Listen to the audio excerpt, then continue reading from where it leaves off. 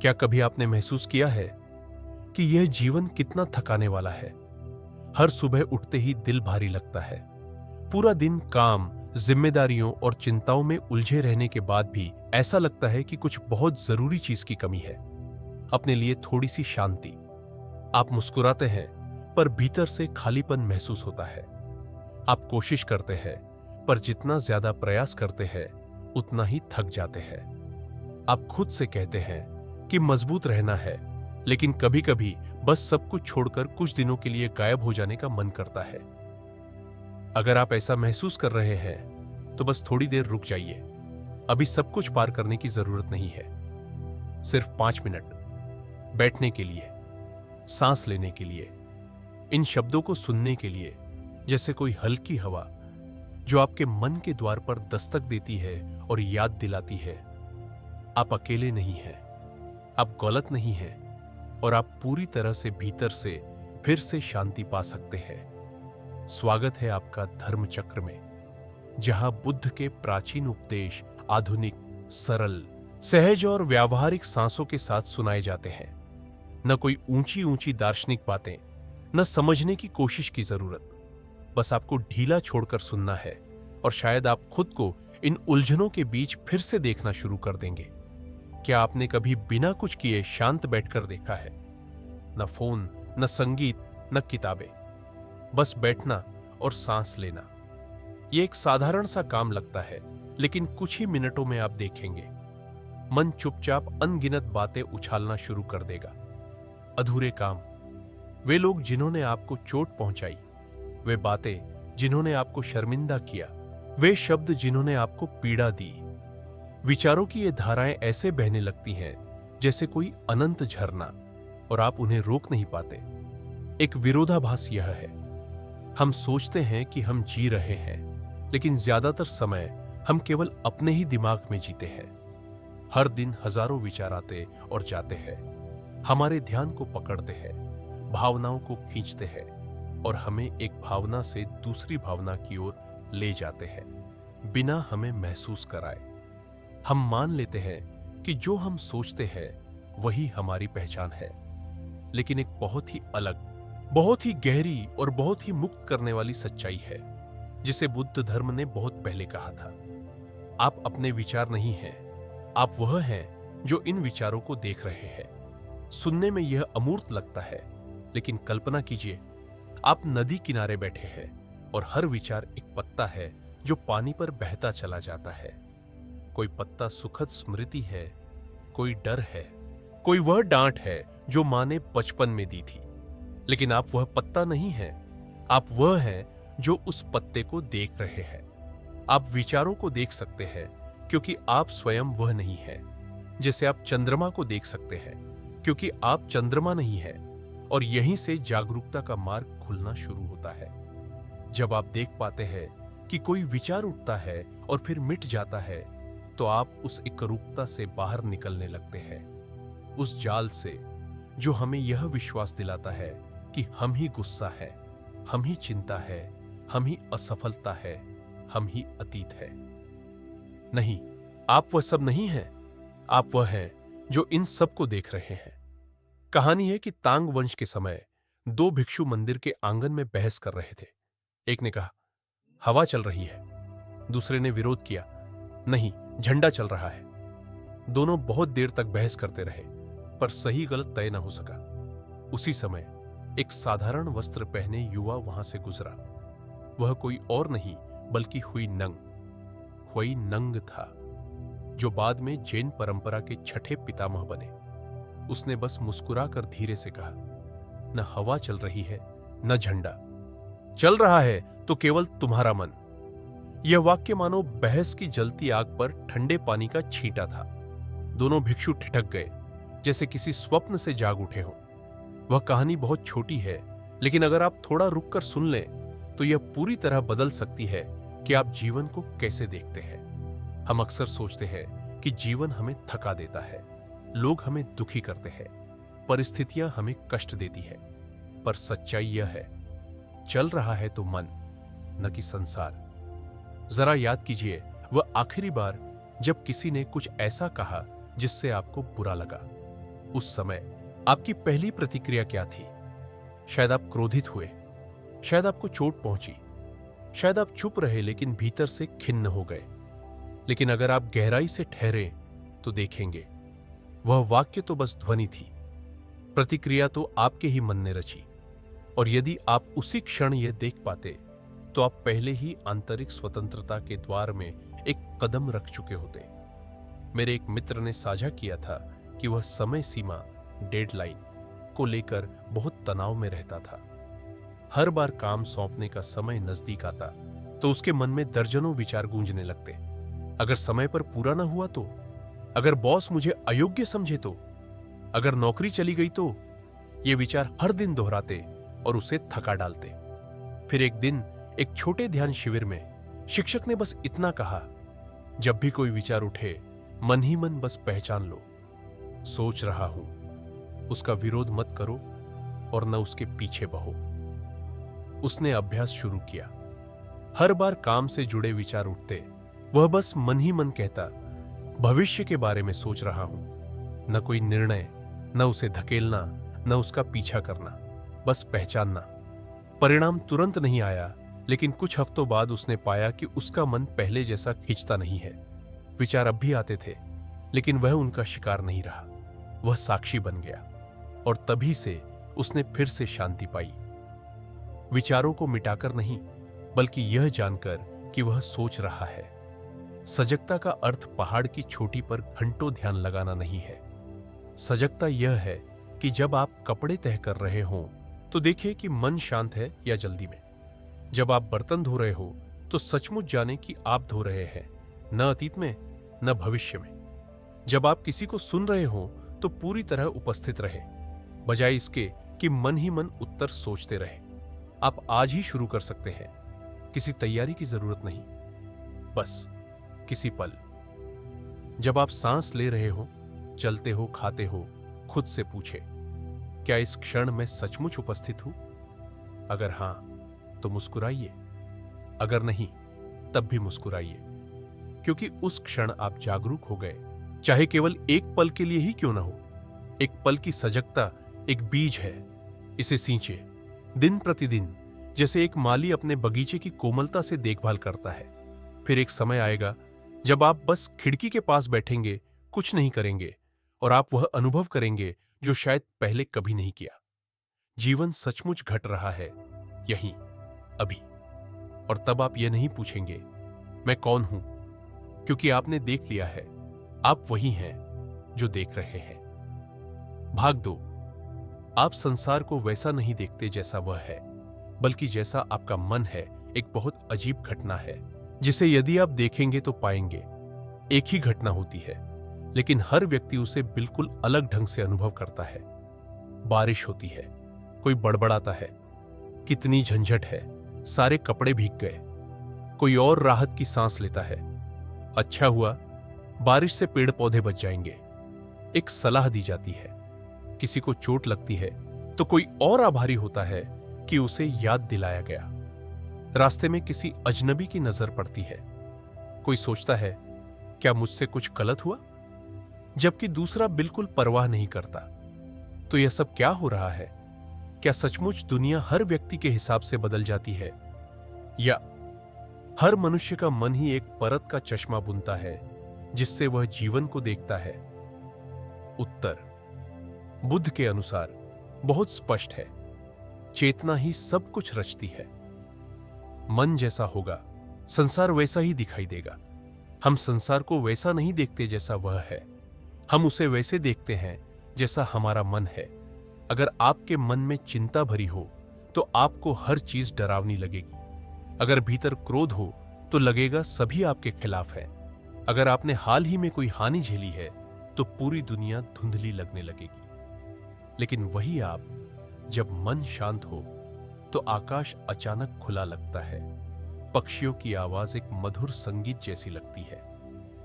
एक बार जंगल में चलते ध्यान वॉकिंग मेडिटेशन के दौरान मुझे याद है मैं एक निजी समस्या से बहुत तनाव में था। हालांकि प्रकृति शांत थी, पक्षी गा रहे थे, धूप पत्तों से छन रही थी, फिर भी मैं असहज था। मन बार बार पुरानी बातों, चोट देने वाले शब्दों पर खींच जाता। मैं उस पल का आनंद नहीं ले पा रहा था। तभी बगल में चल रहे शिक्षक ने धीरे से कहा, तुम्हें परिस्थिति बदलने की जरूरत नहीं, केवल उस मन को बदलो जो परिस्थिति को देख रहा है। वह वाक्य जैसे एक चाबी थी। मैं रुका, गहरी सांस ली और सोचने के बजाय केवल अपनी भावनाओं को देखा। उन्हें रहने दिया, न विरोध किया, न कुछ करने की कोशिश। कुछ ही देर में चमत्कार हुआ। तनाव ढीला पड़ गया। मैं अभी भी उसी रास्ते पर चल रहा था, लेकिन अब धूप गर्म और सुखद लगी। पक्षियों की आवाज ऐसे लगी जैसे वे मुझसे बात कर रहे हो। पत्तियां चमक रही थीं, जैसे पहले कभी नहीं देखी थी। मैंने दुनिया को नहीं बदला था, मैंने केवल वह मन बदला था जो दुनिया को देख रहा था। एक बहुत सुंदर जैन कथा है। एक युवा साधक अपने गुरु के पास आया। चेहरे पर गहरी चिंता थी। उसने कहा, गुरुजी, मैं ध्यान करता हूं, पर मन अब भी अशांत है, उलझनों से भरा है, मैं स्थिर नहीं हो पा रहा। गुरु मुस्कुराए और उसे एक गिलास साफ पानी दिया। उसमें थोड़ा सा मिट्टी डाल दी। बोले, इसे हिलाओ। पानी तुरंत गंदा हो गया। फिर गुरु ने कहा, अब इसे छोड़ दो। दोनों बैठे देखते रहे। धीरे धीरे मिट्टी नीचे बैठ गई। पानी फिर से साफ हो गया। गुरु बोले, तुम्हारा मन भी ऐसा ही है, उसे जबरदस्ती शांत मत करो, बस शांत बैठो, देखो, हस्तक्षेप मत करो और वह स्वयं फिर से साफ हो जाएगा। दैनिक जीवन में हम अक्सर प्रतिक्रिया देते हैं देखने की बजाय। कोई कुछ अप्रिय कहता है, हम प्रतिक्रिया देते हैं। कोई बात मन मुताबिक नहीं होती, हम प्रतिक्रिया देते हैं। कुछ अधूरा दिखता है, हम प्रतिक्रिया देते हैं। हर बार ऐसा करने से हम अपने मन को खींचने देते हैं और बाहरी संसार को अपने भीतर का स्वामी बना देते हैं। लेकिन अगर आप केवल एक पल रुक जाए, बस एक पल, तो आपके पास विकल्प होगा। भीतर झांक कर पूछे, मेरा मन अभी कैसा है जो मैं इस बात को ऐसे देख रहा हूं? यह छोटा सा प्रश्न आपके पूरे जीवन को बदल सकता है। मेरी एक मित्र जो अकेली मां है ने बताया कि वह अक्सर अपने बच्चे पर गुस्सा हो जाती थी। कारण यह नहीं था कि बच्चा बिगड़ा हुआ था, बल्कि इसलिए कि वह थकी हुई, दबाव में और अकेली थी। हर बार बच्चा कोई चीज गिराता या समय पर नहीं सोता, वह डांट देती। फिर एक दिन उसने अपने बच्चे को चुपचाप कमरे में रोते देखा। उस पल बच्चे को दोष देने के बजाय उसने खुद से पूछा, क्या सचमुच यह बच्चे की वजह से है या मेरा मन ही बहुत तनावग्रस्त है? यह प्रश्न सुनकर वह रो पड़ी। उस दिन से उसने प्रतिदिन केवल 5 मिनट ध्यान का अभ्यास शुरू किया। बहुत नहीं, बस इतना कि वह लौटकर अपने मन को देख सके। और उसने बताया, आश्चर्यजनक है, बच्चा अब भी शरारत करता था, अब भी देर से सोता था, लेकिन वह अब इतनी जल्दी गुस्सा नहीं करती थी, क्योंकि वह बच्चे को एक नए मन से देख रही थी। यदि आप अभ्यास करना चाहते हैं तो यह एक सरल ध्यान है। अपने मन पर प्रकाश डालो। ध्यान, शांति से बैठे, रीढ़ सीधी, आंखें हल्की बंद, गहरी सांस ले, धीरे छोड़े। इस समय आपके भीतर जो प्रमुख भावना है उसे पहचाने। थकान, चिंता, उदासी, उसे बदलने की कोशिश न करें, बस मन ही मन उसका नाम ले। चिंता हो रही है, उदासी है। जैसे कोई मित्र किसी भावना की उपस्थिति को पहचानता है। फिर मन ही मन पूछे, मेरा मन ऐसा है तो दुनिया मुझे कैसी दिखेगी? बस उसी जागरूकता में रहे 3-5 मिनट तक। आप देखेंगे वास्तविकता स्थिर नहीं है। वास्तव में हमारा मन ही तय करता है कि हम उसे कैसे जीते हैं। प्रिय मित्र, बाहरी दुनिया शायद अब भी अस्त व्यस्त हो, शायद आपके अनुसार न हो, लेकिन यदि आप लौटकर अपने मन की देखभाल शुरू करें तो आप देखेंगे एक चमत्कार। दुनिया भी बदलने लगती है, क्योंकि अब आप उसे नई आंखों से देख रहे हैं, नए दिल से, एक मजबूत आंतरिक स्थिति से। दुनिया को पूर्ण होने की जरूरत नहीं ताकि आप सुखी हो, बस इतना काफी है कि आपका मन रुकना, सुनना और मुस्कुराना जानता हो। और यही है शांति की ओर लौटने की दूसरी कड़ी। जीवन को सुधारने की जरूरत नहीं, केवल अपने मन को समझने की जरूरत है। भाग 3, हम क्यों दुखी हैं? जबकि हमारे पास सब कुछ है। क्या कभी आपने खुद से पूछा है, मैं सब कुछ रखते हुए भी दुखी क्यों हूं? काम स्थिर है, परिवार पूरा है, हर दिन खाने को है, बात करने वाले लोग हैं, लौटने को घर है, फिर भी भीतर कुछ खालीपन है, एक थकान जो भीतर भीतर चलती रहती है। ऐसा लगता है जैसे हम जी रहे हैं पर सचमुच जी नहीं रहे। अगर आपने कभी ऐसा महसूस किया है तो यह अजीब नहीं है।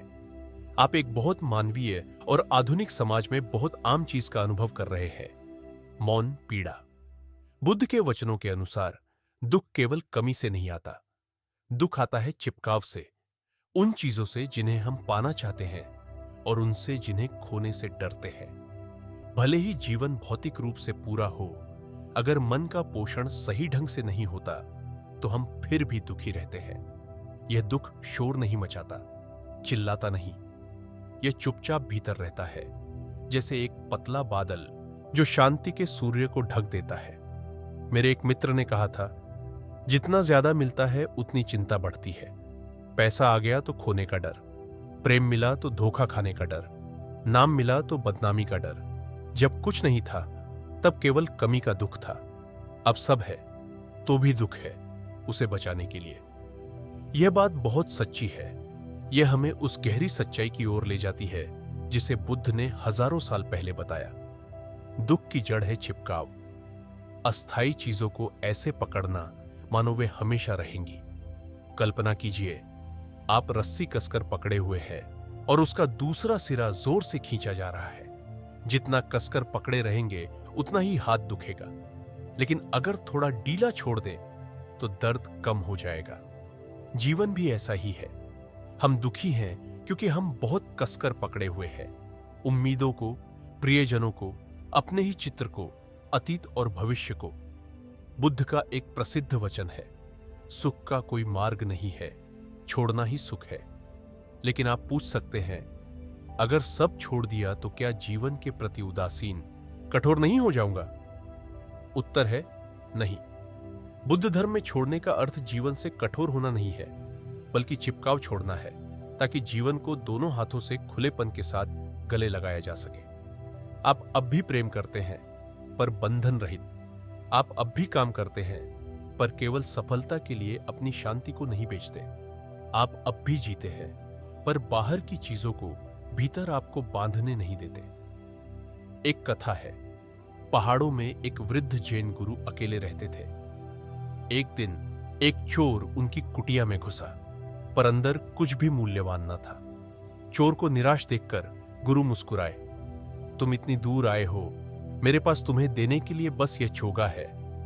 यह कहकर उन्होंने चोगा उतारकर दे दिया। चोर चुपचाप चला गया। उस रात गुरु ठंडी हवा में बैठे तारों भरे आकाश की ओर देखते हुए बुदबुदाए, काश मैं उसे आज की चांदनी भी दे पाता। यह कहानी सुनने में अव्यावहारिक लगती है, लेकिन यह गहरी सच्चाई दिखाती है। जब भीतर वस्तुओं या मान सम्मान का बंधन नहीं होता तो हम इतने मुक्त हो जाते हैं कि कोई हमसे कुछ नहीं ले सकता, क्योंकि हम पकड़े ही नहीं हुए। उल्टा, जब हम बहुत पकड़े रहते हैं तो मन हमेशा चौकसी, डर और बचाव में रहता है। हम उन्हीं चीजों के कैदी बन जाते हैं जिन्हें हम अपना कहते हैं। तो छोड़ना कैसे सीखे? छोड़ना कोई ऐसा काम नहीं जो एक दिन में हो जाए। यह एक साधना है जो आरंभ होती है अवलोकन से। छोटे छोटे पलों से शुरू करें। कोई अप्रिय बात कहे, क्या आप तुरंत प्रतिक्रिया दे रहे हैं? कोई योजना बिगड़े, क्या आप झुंझला रहे हैं? अपेक्षा पूरी ना हो, क्या आप खुद को असफल मान रहे हैं? बस पहचान लें, आह, मैं अपेक्षा से चिपका हुआ हूं। मैं वर्तमान को स्वीकार नहीं कर रहा। मैं चाहता हूं सब कुछ मेरे हिसाब से हो। यही पहचानना छोड़ने का पहला कदम है। एक सरल साधना आप आज ही कर सकते हैं, जिसे छोड़ने का ध्यान कहते हैं। शांति से बैठे, गहरी सांस लें, धीरे छोड़ें।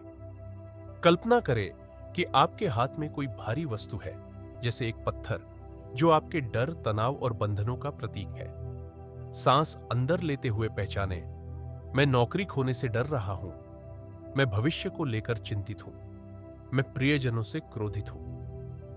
सांस छोड़ते हुए मन ही मन कहे, मैं इसे रख देता हूं। कल्पना करें आप पत्थर जमीन पर रख रहे हैं। कुछ सांसों तक यह दोहराए। शायद आप तुरंत छोड़ ना पाए, लेकिन बार बार का अभ्यास आपके भीतर एक हल्कापन बो देगा। एक बार बुद्ध के एक शिष्य ने पूछा, गुरुजी, क्या यह संभव है कि मैं सामान्य जीवन जीते हुए भी मन से मुक्त रहूं? बुद्ध ने उत्तर दिया, कमल की तरह बनो, जो कीचड़ में रहकर भी कीचड़ की गंध से मुक्त रहता है। जीवन के बीच रहो, पर जीवन तुम्हें डुबो ना सके। आपको पहाड़ों में भागने की जरूरत नहीं, सब छोड़ने की जरूरत नहीं। बस इतना कि भीतर आप अब कसकर न पकड़े, मानो सब कुछ हमेशा रहेगा, क्योंकि जीवन अस्थायी है और यही उसे सुंदर बनाता है। जैसे एक फूल, हम जानते हैं कि वह मुरझाएगा, इसलिए हर बार उसके खिलने को संजोते हैं। हमारे प्रियजन, यह क्षण, यह जीवन सब नाजुक है और इसलिए सुंदर है। अगर अभी जीवन आपको बहुत भारी लग रहा है तो बस रुकें और खुद से पूछें, मैं किस चीज को पकड़कर बैठा हूं जिससे मैं इतना दुखी हूं?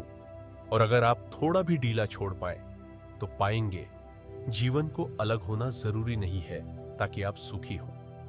बस आपका मन हल्का हो जाए तो शांति पहले से ही यहां है। भाग 4, वर्तमान ही स्वतंत्रता का एकमात्र द्वार है। क्या कभी आप किसी सुंदर कैफे में बैठे हो, सामने पेय रखा हो, चारों ओर हल्का संगीत हो, पर आपका मन कहीं दूर भटक रहा हो? शायद कल का अधूरा काम सोच रहे हो, शायद आज रात की कठिन बातचीत की चिंता कर रहे हो, या फिर बिना किसी कारण के ऊब महसूस कर रहे हो। दुखद बात यह है, वर्तमान क्षण, जो कि जीवन का एकमात्र वास्तविक स्थान है, अक्सर भुला दिया जाता है। हम सोचते हैं कि स्वतंत्रता पाने के लिए कहीं दूर जाना होगा, समय, पैसा और साधन चाहिए। पर बुद्ध के उपदेशों में एक सरल और गहरी बात है, असली स्वतंत्रता बाहर नहीं है, वह हमारे भीतर है, पूरी तरह वर्तमान में होने की क्षमता में। अभी यही वह स्थान है जहां जीवन वास्तव में घट रहा है, न कल का दिन। ठीक इस क्षण जब आप सांस ले रहे हैं, आप जीवित हैं, लेकिन हमारा मन लगातार भटकता रहता है। वह अतीत में जाता है, पछताने, ग्लानि करने, खुद को दोष देने के लिए। वह भविष्य में दौड़ता है, चिंता करने, गणना करने, असुरक्षा में रहने के लिए। और इस भटकन में हम सबसे मूल्यवान चीज खो देते हैं, वर्तमान में पूरी तरह मौजूद रहने की क्षमता। एक जापानी जैन गुरु ने कहा था, जब खाओ तो खाओ, जब चलो तो चलो, जब बैठो तो बैठो। बस इतना ही, लेकिन हम में से कितने लोग ऐसे जी रहे हैं? आप खा रहे हैं, पर मन में संदेशों का जवाब दे रहे हैं। आप स्नान कर रहे हैं, पर दिमाग कल का काम गिन रहा है। आप प्रियजन से बात कर रहे हैं, पर मन डेडलाइन में अटका है। हम वास्तव में जी नहीं रहे, हम केवल कर रहे हैं ताकि पूरा हो जाए। इसलिए बहुत कुछ करने के बाद भी भीतर खालीपन रहता है। एक बार मुझे युवाओं के एक समूह से साझा करने के लिए बुलाया गया। एक युवती ने पूछा, मैं ध्यान करना चाहती हूं, धीमा जीना चाहती हूं, पर काम इतना है कि रुक नहीं सकती। मैंने पूछा, तो तुम लिफ्ट से ऑफिस कब जाती हो? वह चकित हुई, रोज 2-3 बार। मैं मुस्कुराया, तो तुम लिफ्ट में ही ध्यान क्यों नहीं करती? बस एक पलक झपकने जितना समय, एक जागरण का क्षण। देखा आपने, वर्तमान तो हमेशा मौजूद है, बस हम ही उसके साथ मौजूद नहीं रहते। आपको नौकरी छोड़ने की जरूरत नहीं, न पहाड़ पर जाने की। आपको केवल हर क्षण लौटना है जब भी याद आए। एक सरल कथा। किसी ने जैन गुरु लिंजी से पूछा, गुरुजी, ध्यान क्या है? गुरु ने उत्तर दिया, चलते हो तो चलो, खड़े हो तो खड़े रहो, सोते हो तो सो। वह व्यक्ति हैरान हुआ, ये तो सब करते हैं। गुरु ने कहा, नहीं, लोग चलते हैं पर मन पहले ही भाग चुका होता है। लोग खड़े होते हैं पर मन चिंताओं में फंसा होता है। लोग सोते हैं पर दिमाग चलता रहता है। मैं जब चलता हूं केवल चलता हूं, जब खड़ा होता हूं केवल खड़ा होता हूं, जब सोता हूं सचमुच सोता हूं। सजगता कोई दूर की चीज नहीं, यही है रुकना और सचमुच उस क्षण में होना। आप इसे कभी भी कर सकते हैं, केवल सांस पर ध्यान देकर। सांस भीतर, जानो कि सांस भीतर है। सांस बाहर, जानो कि सांस बाहर है। विचार आएंगे, भावनाएं उठेंगी, कोई बात नहीं, बस हर बार लौटो वर्तमान में, जैसे मां रोते हुए बच्चे को गोद में लेती है। न भगाना है, बस उपस्थित होना है। अभ्यास। सुझाव: 1 मिनट का सचेत ध्यान। जो कुछ कर रहे हो उसे रोके। एक लंबी सांस अंदर ले, मन ही मन कहे सांस भीतर। धीरे सांस छोड़े, मन ही मन कहे सांस बाहर। शरीर को महसूस करें, पैर, हाथ, दिल की धड़कन, रक्त का बहाव। और कुछ मत कीजिए, बस उपस्थित रहिए। सिर्फ 1 मिनट ही सही, पर अगर आप सचमुच उपस्थित हैं तो देखेंगे मन शांत होने लगता है, शरीर हल्का लगता है और दुनिया एक लई धीमी हो जाती है। एक तिब्बती गुरु ने कहा था, अगर तुम 1 कप चाय के साथ उपस्थित नहीं हो सकते तो जीवन के साथ भी नहीं हो सकते। चाय का कप वर्तमान का प्रतीक है। सजगता किसी तीर्थ यात्रा या लंबे ध्यान शिविर में नहीं है, वह जीवन के छोटे क्षणों में है। जब आप बर्तन धोते हैं, कपड़े तय करते हैं, बच्चे को गले लगाते हैं, दरवाजे से बाहर कदम रखते हैं, और जब आप सजग होकर जीते हैं तो एक चमत्कार होता है। सबसे छोटी चीजें भी, जैसे पक्षियों का गीत, बारिश के बाद की मिट्टी की खुशबू, प्रियजन की आंखों की चमक, अत्यंत जीवंत और अनमोल हो जाती है, क्योंकि आप अब उनके पार नहीं जी रहे, आप उनके अंदर जी रहे हैं। प्रिय मित्र, आपको अतीत में भागने की जरूरत नहीं ताकि खोया हुआ ढूंढे। आपको भविष्य में दौड़ने की जरूरत नहीं ताकि सुख पा सके। आपकी जरूरत की हर चीज इसी क्षण मौजूद है। वर्तमान यही वह स्थान है जहां आप प्रेम कर सकते हैं, यही वह स्थान है जहां आप खुद को बदल सकते हैं, और यही वह स्थान है जहां आप सचमुच जी रहे हैं। भाग 5, मन का अवलोकन। वह दर्पण जो स्वयं को उजागर करता है। एक सच्चाई बहुत सरल लेकिन पीड़ादायक है। बहुत से लोग पूरी जिंदगी जीते हैं पर कभी सचमुच खुद को नहीं समझते। हम सब कुछ सीखते हैं, गणित से लेकर अर्थशास्त्र तक, प्रस्तुति कौशल से लेकर निवेश के तरीके तक, लेकिन शायद ही हमें सिखाया जाता है कि अपनी भावनाओं को कैसे समझें, दिमाग में दौड़ते विचारों को कैसे देखें, या जब आसपास कोई न हो तो अपने भीतर की आवाज को कैसे सुने। और इसी न समझने की वजह से हम आसानी से आहत होते हैं, रास्ता भटकते हैं, या डर से प्रेरित होकर अनजाने में कार्य करते हैं। बुद्ध के उपदेशों में एक साधना है जो गहरी भी है और व्यावहारिक भी। मन का अवलोकन, यानी जैसे ही कोई भाव या विचार उठे उसे उसी क्षण पहचानना। अर्थात जब मन क्रोधित हो तो जानो मन क्रोधित है, जब मन चिंतित हो तो जानो मन चिंतित है, जब मन शांत हो तो जानो मन शांत है। बस इतना ही जानो, न हस्तक्षेप करो न निर्णय। एक जैन गुरु ने कहा था, मन आकाश है, भावनाएं केवल गुजरते बादल है। पर अगर आप यह न जाने तो आप सोचेंगे कि आप ही गुस्सा है, आप ही डर है, आप ही असुरक्षा है, और तब आप उनमें बह जाते हैं, अवचेतन में कार्य करते हुए ऐसी बातें कहते जो नहीं कहना चाहते, ऐसे काम करते जिन पर बाद में पछताते। कल्पना कीजिए एक दर्पण। दर्पण को चुनता नहीं, सुंदर या कुरूप, प्रकाश या अंधकार, वह केवल सच्चाई को प्रतिबिंबित करता है। मन का अवलोकन भी वैसा ही है। आपको नकारात्मक भावनाएं मिटाने की जरूरत नहीं, बस देखना है कि वे मौजूद है। वह देखना ही सजगता की रोशनी है, और यह रोशनी स्वाभाविक रूप से अंधकार को कम करती है। मैंने एक मध्यम आयु की महिला से मुलाकात की थी, ध्यान पर साझा करने के दौरान। उन्होंने कहा, पहले जैसे ही बेटी कुछ उल्टा बोलती मैं तुरंत डांट देती, पर जब मैंने मन का अवलोकन करना शुरू किया, एक बार मैंने स्पष्ट देखा कि मेरा मन जल रहा है। मैंने खुद को रोका, प्रतिक्रिया नहीं दी, बस सांस ली। कुछ देर बाद गुस्सा शांत हो गया, और तब मैंने देखा मैं बेटी पर गुस्सा नहीं थी, मैं खुद पर गुस्सा थी, क्योंकि मुझे लगा मैं मां की भूमिका में असफल रही हूं। ये कहते कहते उनकी आंखों से आंसू निकल आए। वही था जागरण का क्षण, जब आप गुस्से की परत के नीचे गहरे दर्द को पहचान लेते हैं। और जैसे ही देखा, वैसे ही उपचार शुरू हुआ। मन का अवलोकन भावनाओं को नियंत्रित करने के लिए नहीं है, बल्कि उनका साथी बनने के लिए है। आप उन्हें न भगाते हैं, न अस्वीकारते हैं। आप बैठते हैं और उनके साथ चलते हैं। और जब भावनाएं देखी और स्वीकार की जाती है, वे बादलों की तरह विलीन हो जाती है। एक साधारण उदाहरण सोचिए, जब आप किसी पर गुस्सा होते हैं, मन जैसे आग का अलाव होता है। पर अगर उसी समय आप पर्याप्त सजग होकर कह सके, गुस्सा उठ रहा है, फिर सांस अंदर सांस बाहर, कुछ न कहे, न संदेश भेजे, न प्रतिक्रिया दें, आप देखेंगे केवल कुछ ही मिनटों में आग ठंडी हो जाती है।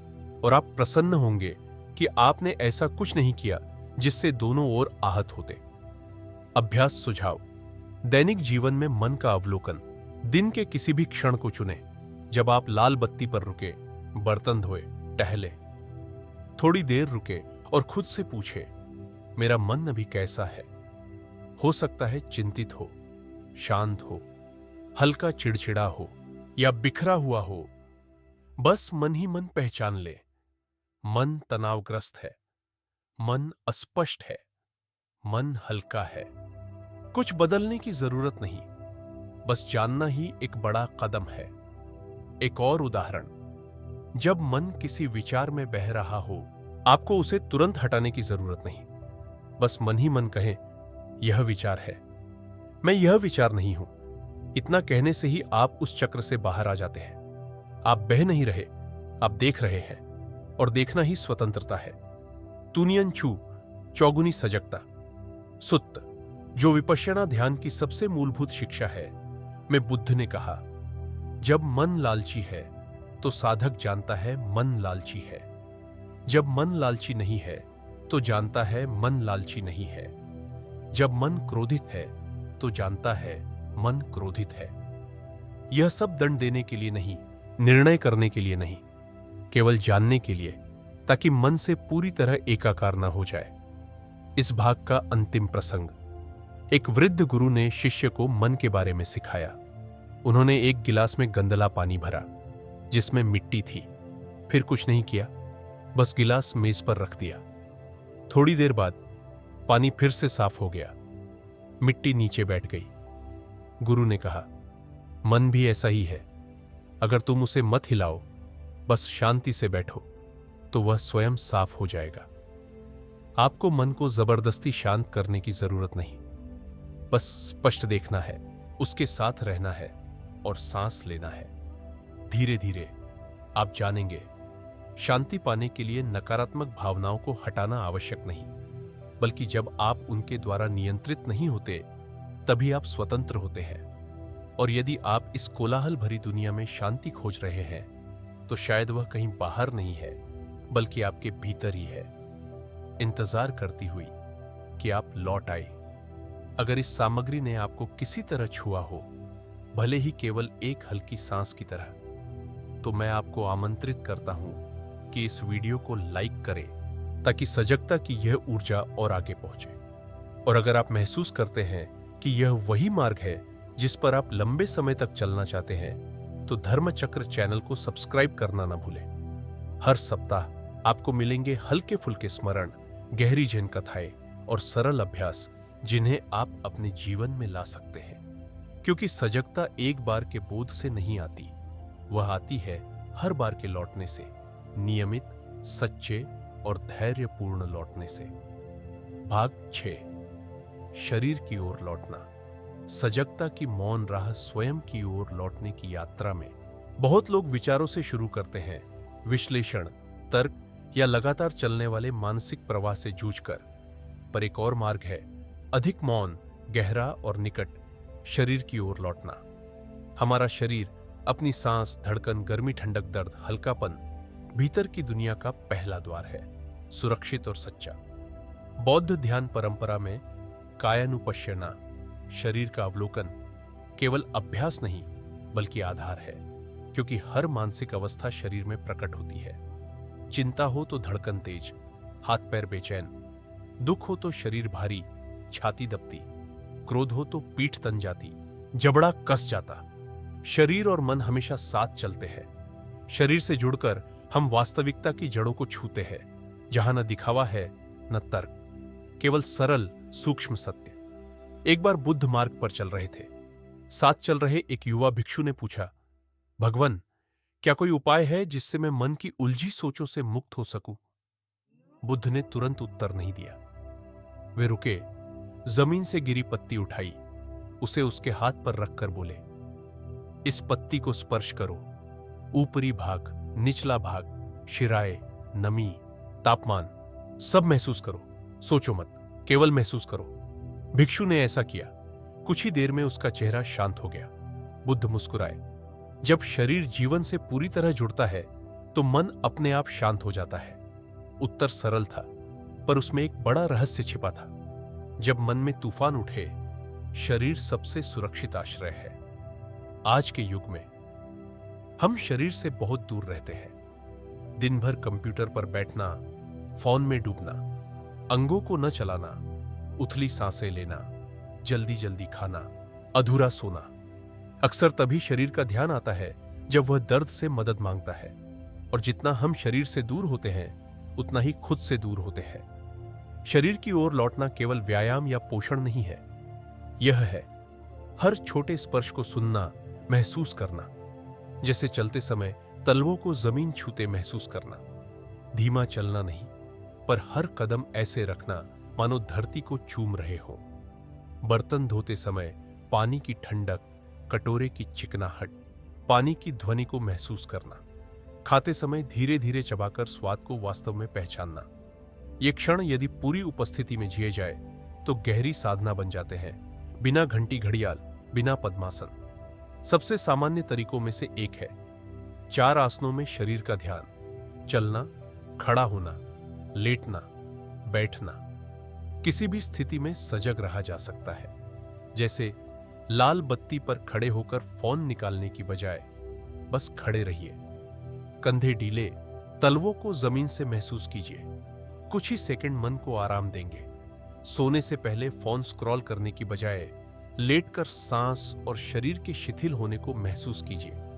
यही कोमल उपस्थिति ही उपचार है। सतिपट्ठान सुत्त में बुद्ध ने स्पष्ट कहा, भिक्षु चलते समय जानता है कि चल रहा है, खड़े होने पर जानता है कि खड़ा है, लेटे समय जानता है कि लेटा है, बैठने पर जानता है कि बैठा है। न कि चलते हुए मन मीटिंग में हो, न कि लेटकर अनुत्तरित संदेशों में, बल्कि शरीर के साथ क्षण क्षण उपस्थित। एक छोटी कथा है। एक गृहस्थ ने अजानचा से कहा, गुरुजी, मेरे पास सन्यासियों जैसा बैठकर ध्यान करने का समय नहीं, मैं तो व्यस्त हूं। अजानचा ने पूछा, तो जब तुम शौच जाते हो तब? वह चकित हुआ, जी, तब तो बस जाता हूं। गुरु मुस्कुराए, तो वैसे ही जाओ जैसे बुद्ध जाते। अर्थ यह था, कोई भी कार्य चाहे कितना छोटा हो, अवसर है सजग होने का, यदि हम पूरी तरह उपस्थित हो। शरीर भी पहला स्थान है जहां अनित्य प्रकट होता है। हर दिन लाखों कोशिकाएं मरती है, त्वचा झुर्राती है, बाल सफेद होते हैं, सांस छोटी होती है। हम इसे रोक नहीं सकते, पर हम इसे स्वीकारना सीख सकते हैं। यही सबसे बड़ी साधना है, नियंत्रण के भ्रम को छोड़ना। हम शरीर को हमेशा स्वस्थ, अमर, रोगमुक्त नहीं बना सकते, पर उसके साथ रह सकते हैं, उसे प्रेम कर सकते हैं और उसे एक नौका की तरह उपयोग कर सकते हैं जो हमें पार ले जाए। अभ्यास सुझाव: आज कोई एक साधारण काम पूरी सजगता से कीजिए। चेहरा धोना, भोजन करना, कुछ कदम चलना। न संगीत, न फोन, बस आप और वह कार्य। हर छोटी अनुभूति को महसूस कीजिए। तापमान, दबाव, गति, गंध, ध्वनि। फिर अंत में अनुभव को बस नोट कीजिए। आप देखेंगे मन अधिक शांत है, सांस गहरी है और शायद एक हल्की मुस्कान बिना कारण खिल उठे। आपका शरीर पूर्ण होना जरूरी नहीं, उसे बस आपकी उपस्थिति चाहिए। जब शरीर स्वीकारा जाता है, मन सहज हो जाता है। जब शरीर सुना जाता है, मन विरोध करना छोड़ देता है और इस मिलन में सजगता जन्म लेती है। हल्की जैसे ओस, दृढ़ जैसे वृक्ष की जड़ें, गहरी जैसे धरती का हृदय। भाग 7। सजगता से दुख को छूना। मार्ग सत्य से आरंभ होता है। जीवन में कौन है जिसने दुख न भोगा हो? कोई हानि से दुखी है, कोई अकेलेपन से, कोई सफल और धनी है फिर भी भीतर खालीपन है, कोई सरल और साधारण है पर बचपन से संजोए अपमान का बोझ ढो रहा है। दुख किसी को नहीं छोड़ता। वह ऐसे आता है जैसे अंधेरा दरारों से भीतर घुस आता है, चाहे हम कितनी ही ऊंची दीवारें क्यों न खड़ी करें। और विडंबना यह है कि दुख को देखने के बजाय अधिकांश लोग उससे बचना सीखते हैं। हम हर उपाय करते हैं ताकि महसूस न करना पड़े। खरीदारी, खाना पीना, मोबाइल देखना, काम में डूब जाना, यहां तक कि व्यस्त रहना ताकि अकेले न रहना पड़े। पर रात की निस्तब्धता में जब सब शोर थम जाता है, भीतर की आवाज गूंज उठती है। पुराने घाव, अनकहे संदेह, नामहीन उदासी। क्योंकि दुख को हमेशा ढका नहीं जा सकता। वह तब शांत होता है जब उसे स्पष्ट देखा जाता है। बुद्ध ने हमें दुख नकारना नहीं सिखाया। इसके विपरीत उनके प्रथम उपदेश 4 आर्य सत्यों में प्रथम सत्य था दुह। यह निराश करने के लिए नहीं, बल्कि हमें स्मरण दिलाने के लिए कि जीवन अनित्य है, अपूर्ण है और पूरी तरह नियंत्रित नहीं किया जा सकता। जब तक हम चाहते हैं कि सब कुछ हमारी इच्छा के अनुसार हो, हम दुखी होंगे। जब तक हम अस्थायी चीजों से चिपके रहेंगे, हम दुखी होंगे। जब तक हम परिवर्तन से लड़ेंगे, हम दुखी होंगे। पर यदि हम यह स्पष्ट देख लें और भ्रम छोड़ दें कि जीवन ऐसा होना चाहिए, तब दुख कोई दंड नहीं रहेगा, वह एक शिक्षक बन जाएगा। किसी ने थीचनाथ हान से पूछा, क्या आप कभी दुखी नहीं होते? उन्होंने मुस्कुराकर कहा, होता हूं, पर मैं दुख के कारण और दुख नहीं करता। यह उत्तर बहुतों को चौंकाता है। सत्य यही है, शारीरिक पीड़ा से हम बच नहीं सकते, बीमारी, बुढ़ापा, प्रियजनों की मृत्यु। पर एक दूसरा दुख है, मानसिक दुख, जो हमारी प्रतिक्रिया से उत्पन्न होता है। पीठ दर्द हो तो बस शारीरिक पीड़ा है। पर यदि हम सोचें, मैं बीमार क्यों हूं, मैं इतना बेकार क्यों हूं, तो हमने मूल पीड़ा पर एक और परत चढ़ा दी। यही है दुख पर दुख करना। जीवन के अधिकांश दुख ऐसे ही हैं जो प्रतिरोध से आते हैं, न कि वास्तविक स्थिति से। एक कथा है, एक युवा भिक्षु बर्तन धोते समय एक कीमती कटोरा तोड़ बैठा। वह भयभीत होकर बैठा रहा, डांट खाने की चिंता में। तभी गुरु आए और स्थिति जानकर बस इतना कहा, कटोरा टूट चुका है, पर तुम अब भी सुरक्षित हो। ये शब्द जैसे अंधेरे में रोशनी थे।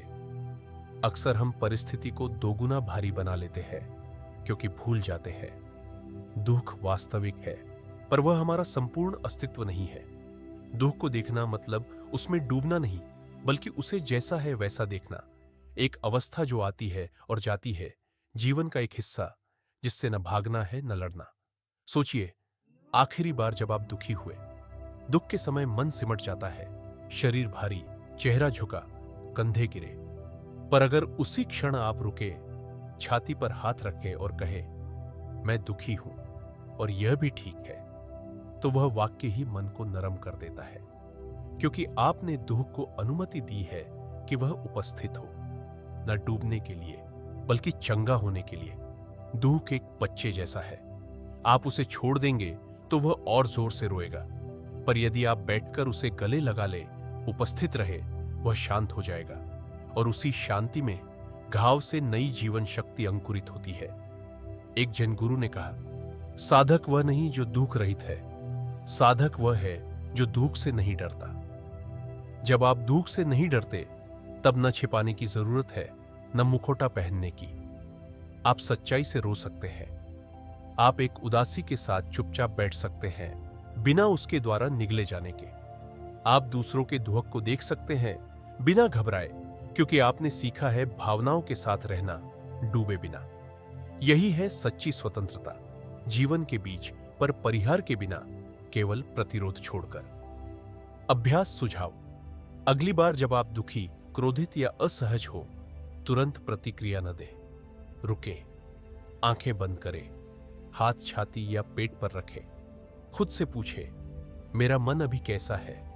फिर ईमानदारी से उत्तर दे, मैं गुस्से में हूं, मैं निराश हूं, मैं चिंतित हूं। कुछ न विश्लेषण करें, न सुधारें, बस सांस लें और उस भावना के साथ बैठे। उसे एक बरसात की तरह देखें जो गुजर जाएगी। आप उसे भगाने की कोशिश नहीं करते, बस छाता खोलकर छतरी के नीचे बैठते हैं, यह जानते हुए कि वह थम जाएगी। दुख वह नहीं है जिससे बचना हो, वह द्वार है जिससे हम बढ़ते हैं, पर केवल जब हम उसमें सजगता से प्रवेश करते हैं, खुले हृदय से। क्योंकि दुख के गर्भ में ही करुणा का बीज बोया जाता है, और जब आप अपना दुख समझते हैं, तभी आप दूसरों के दुख को गले लगाना सीखते हैं, बिना निर्णय, बिना दूरी, और वहीं से करुणा आरंभ होती है। भाग 8, छोड़ने की कला। जब पकड़ना बंद करो, तभी सचमुच छू पाओगे। शायद जीवन में हर किसी ने कभी ना कभी यह सलाह सुनी होगी, छोड़ दो, दिल हल्का होगा। पर सच्चाई यह है, छोड़ना सबसे आसान कहा जाने वाला, पर सबसे कठिन किया जाने वाला काम है, क्योंकि मन का स्वभाव ही है चिपकना। हम उस इंसान से चिपकते हैं जिसे कभी प्रेम किया, उस अपेक्षा से जो पूरी न हुई, उस अतीत से जो बीत गया, उस छवि से जो हम दूसरों की नजरों में बनाए रखना चाहते हैं, जिससे जितना अधिक चोट लगी हो उतना ही कठिन होता है छोड़ना। क्योंकि भीतर कहीं हमें खालीपन का डर है, डर कि अगर पकड़े न रहें तो मैं कौन हूं, मेरे पास क्या बचेगा। पर इसी पकड़े रहने से दुख जन्म लेता है। दर्द केवल खोने से नहीं आता, बल्कि खोने को न मानने से आता है। थकान केवल ढोने से नहीं, बल्कि नीचे रखने से इनकार करने से आती है। बुद्ध की शिक्षा में छोड़ना ना उदासीनता है, ना पलायन। छोड़ना साहसिक कार्य है, उसे त्यागना जो अब रखने योग्य नहीं, ताकि हम अपने पास लौट सके। वह है उस चीज को छोड़ना जो अब उपयुक्त नहीं, ताकि हाथ नए को ग्रहण कर सके। बुद्ध ने कहा, मन उस हाथ की तरह है जो जलता हुआ कोयला पकड़े हुए है। जब तक न छोड़े तब तक दर्द रहेगा। पर छोड़ना त्यागना नहीं है, यह सजग, समझदार और करुणामय छोड़ना है। जब हम सच में जान लेते हैं कि कोई व्यक्ति या वस्तु हमारे पास सदा के लिए नहीं, तभी आधा दुख हल्का हो जाता है। एक जन कथा है, 2 भिक्षु मठ लौट रहे थे। उन्हें एक महिला मिली जो नदी पार करने से डर रही थी। एक भिक्षु ने उसे पीठ पर उठाकर पार करा दिया। घंटा भर बाद दूसरा भिक्षु नाराज होकर बोला, तुमने औरत को क्यों उठाया? यह नियम विरुद्ध है। पहला मुस्कुराया, मैंने उसे 1 घंटा पहले ही उतार दिया था, तुम अब भी क्यों उठाए हो? कहानी सरल है पर गहरी। जीवन में कितनी बार हमने कोई घटना पीछे छोड़ दी, पर मन बार बार उसे दोहराता रहा। कितनी बार सोचा कि क्षमा कर दिया, पर हर स्मृति पर दिल फिर भी छुपा। छोड़ना बाहर के कार्य में नहीं, वह इस बात में है कि क्या भीतर हम अब भी पकड़े हैं या नहीं। सबसे कठिन है स्वयं की छवि छोड़ना। हम चाहते हैं कि हमेशा सक्षम दिखे, हमेशा सही हो, हमेशा सराहे जाए, और जब कोई हमारी अपेक्षा तोड़े या हम असफल हों, तो यह मैं आहत होता है और हम तुरंत प्रतिक्रिया देते हैं। पर सोचिए, यह मैं क्या सचमुच स्थिर है?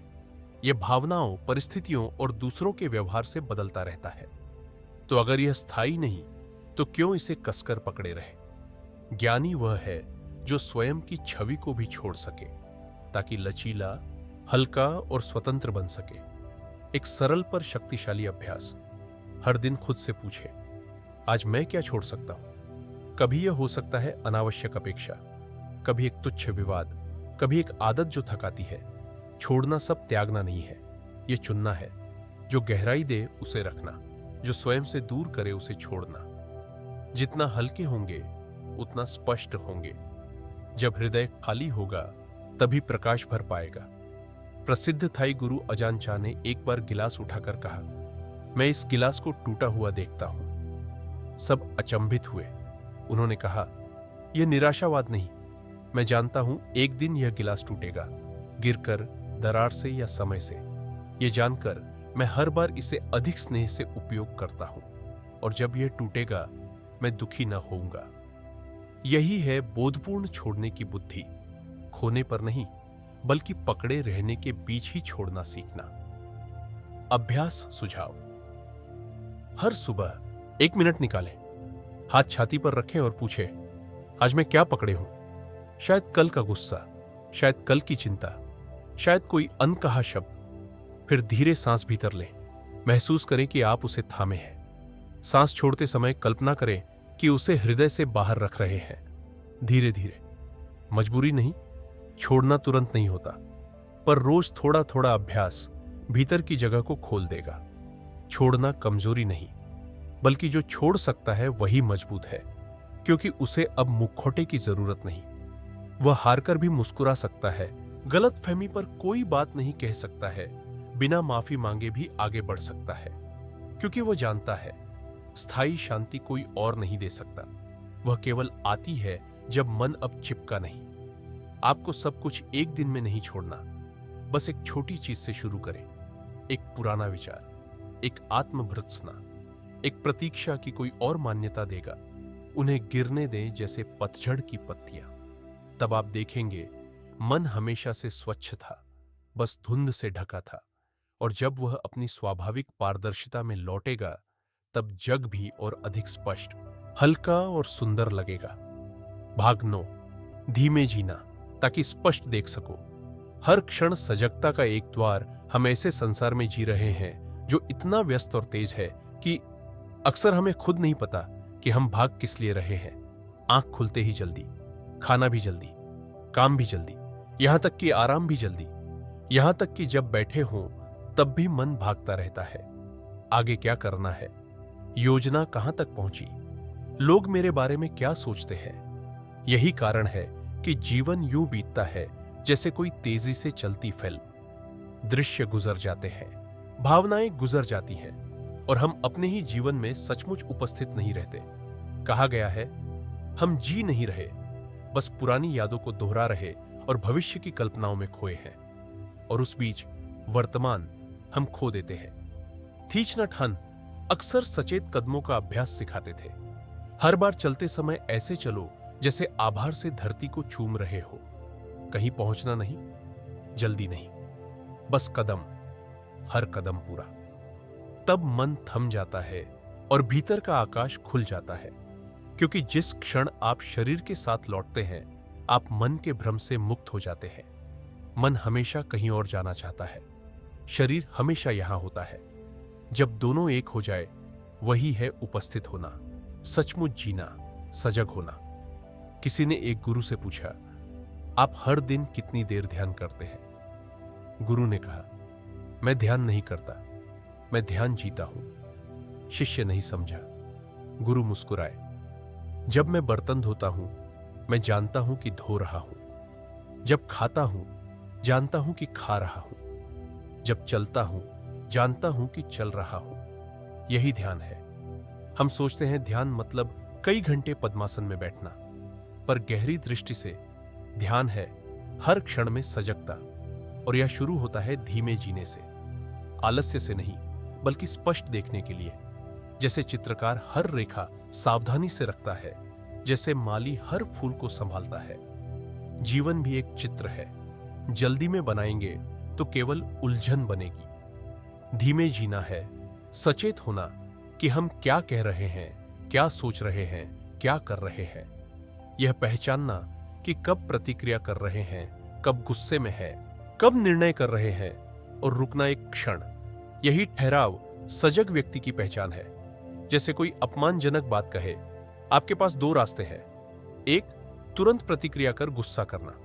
दो, गहरी सांस लेना, देखना कि भावना उठ रही है और धीरे छोड़ना। बस इतना ही क्षण पूरे दिन की दिशा बदल सकता है।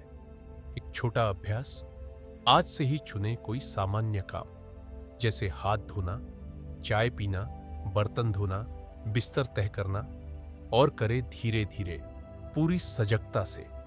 न सोचें, न फोन ले, न चिंता करे, बस ऐसे करे जैसे यह आखिरी बार है। आप देखेंगे सरल चीजें सुंदर बन जाती हैं, और उस सुंदरता में मन शांत हो जाता है, जैसे बिना लहर का सरोवर। धीमे जीना यह भी है कि हर बात में हस्तक्षेप न करना।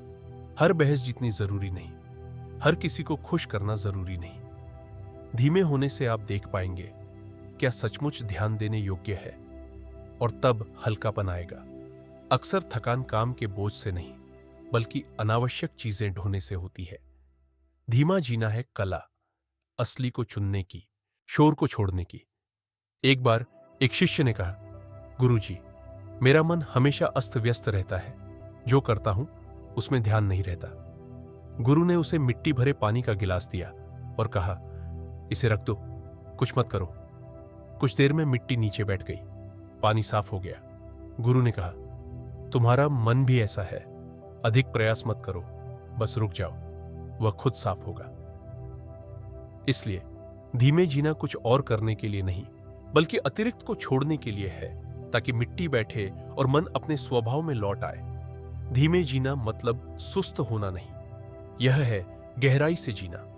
जैसे आम खाते समय अगर फोन देखें तो स्वाद खो जाएगा, पर यदि ध्यान से खाएं, हर कौर चबाए, स्वाद ले, तब आप केवल खा नहीं रहे, सचमुच जी रहे हैं। और जीवन अंततः ऐसे ही क्षणों का योग है। यदि आप उपस्थित नहीं तो 80 साल भी बस यादें रह जाएंगी, पर यदि आप उपस्थित हैं तो 1 मिनट ही पर्याप्त है एक संपूर्ण जीवन जीने के लिए। अभ्यास सुझाव: आज सुबह के 10 मिनट लें। चेहरा धोना, कपड़े पहनना, नाश्ता करना, सब धीरे करें, इस भाव से, मैं जी रहा हूं, न जल्दी, न फोन, न एक विचार से दूसरे काम पर कूदना। यदि मन भटके, बस मुस्कुराए और उसे वापस लाए, बिना निर्णय। शुरू में कठिन लगेगा, पर 1 हफ्ते बाद आप चमत्कार देखेंगे। समय लंबा लगेगा और दिल में अधिक जगह होगी प्रेम करने, देखने, समझने के लिए। शांति कहीं दूर नहीं, वह हर छोटे काम में है, जब आप पूरी तरह अपने साथ हो। और यह तभी होता है जब आप रुके, इतना कि पहचान सके, वर्तमान ही जीवन का एकमात्र वास्तविक स्थान है। भाग 10: अहंकार। जब मैं ही कैद है और वही मुक्ति की कुंजी भी।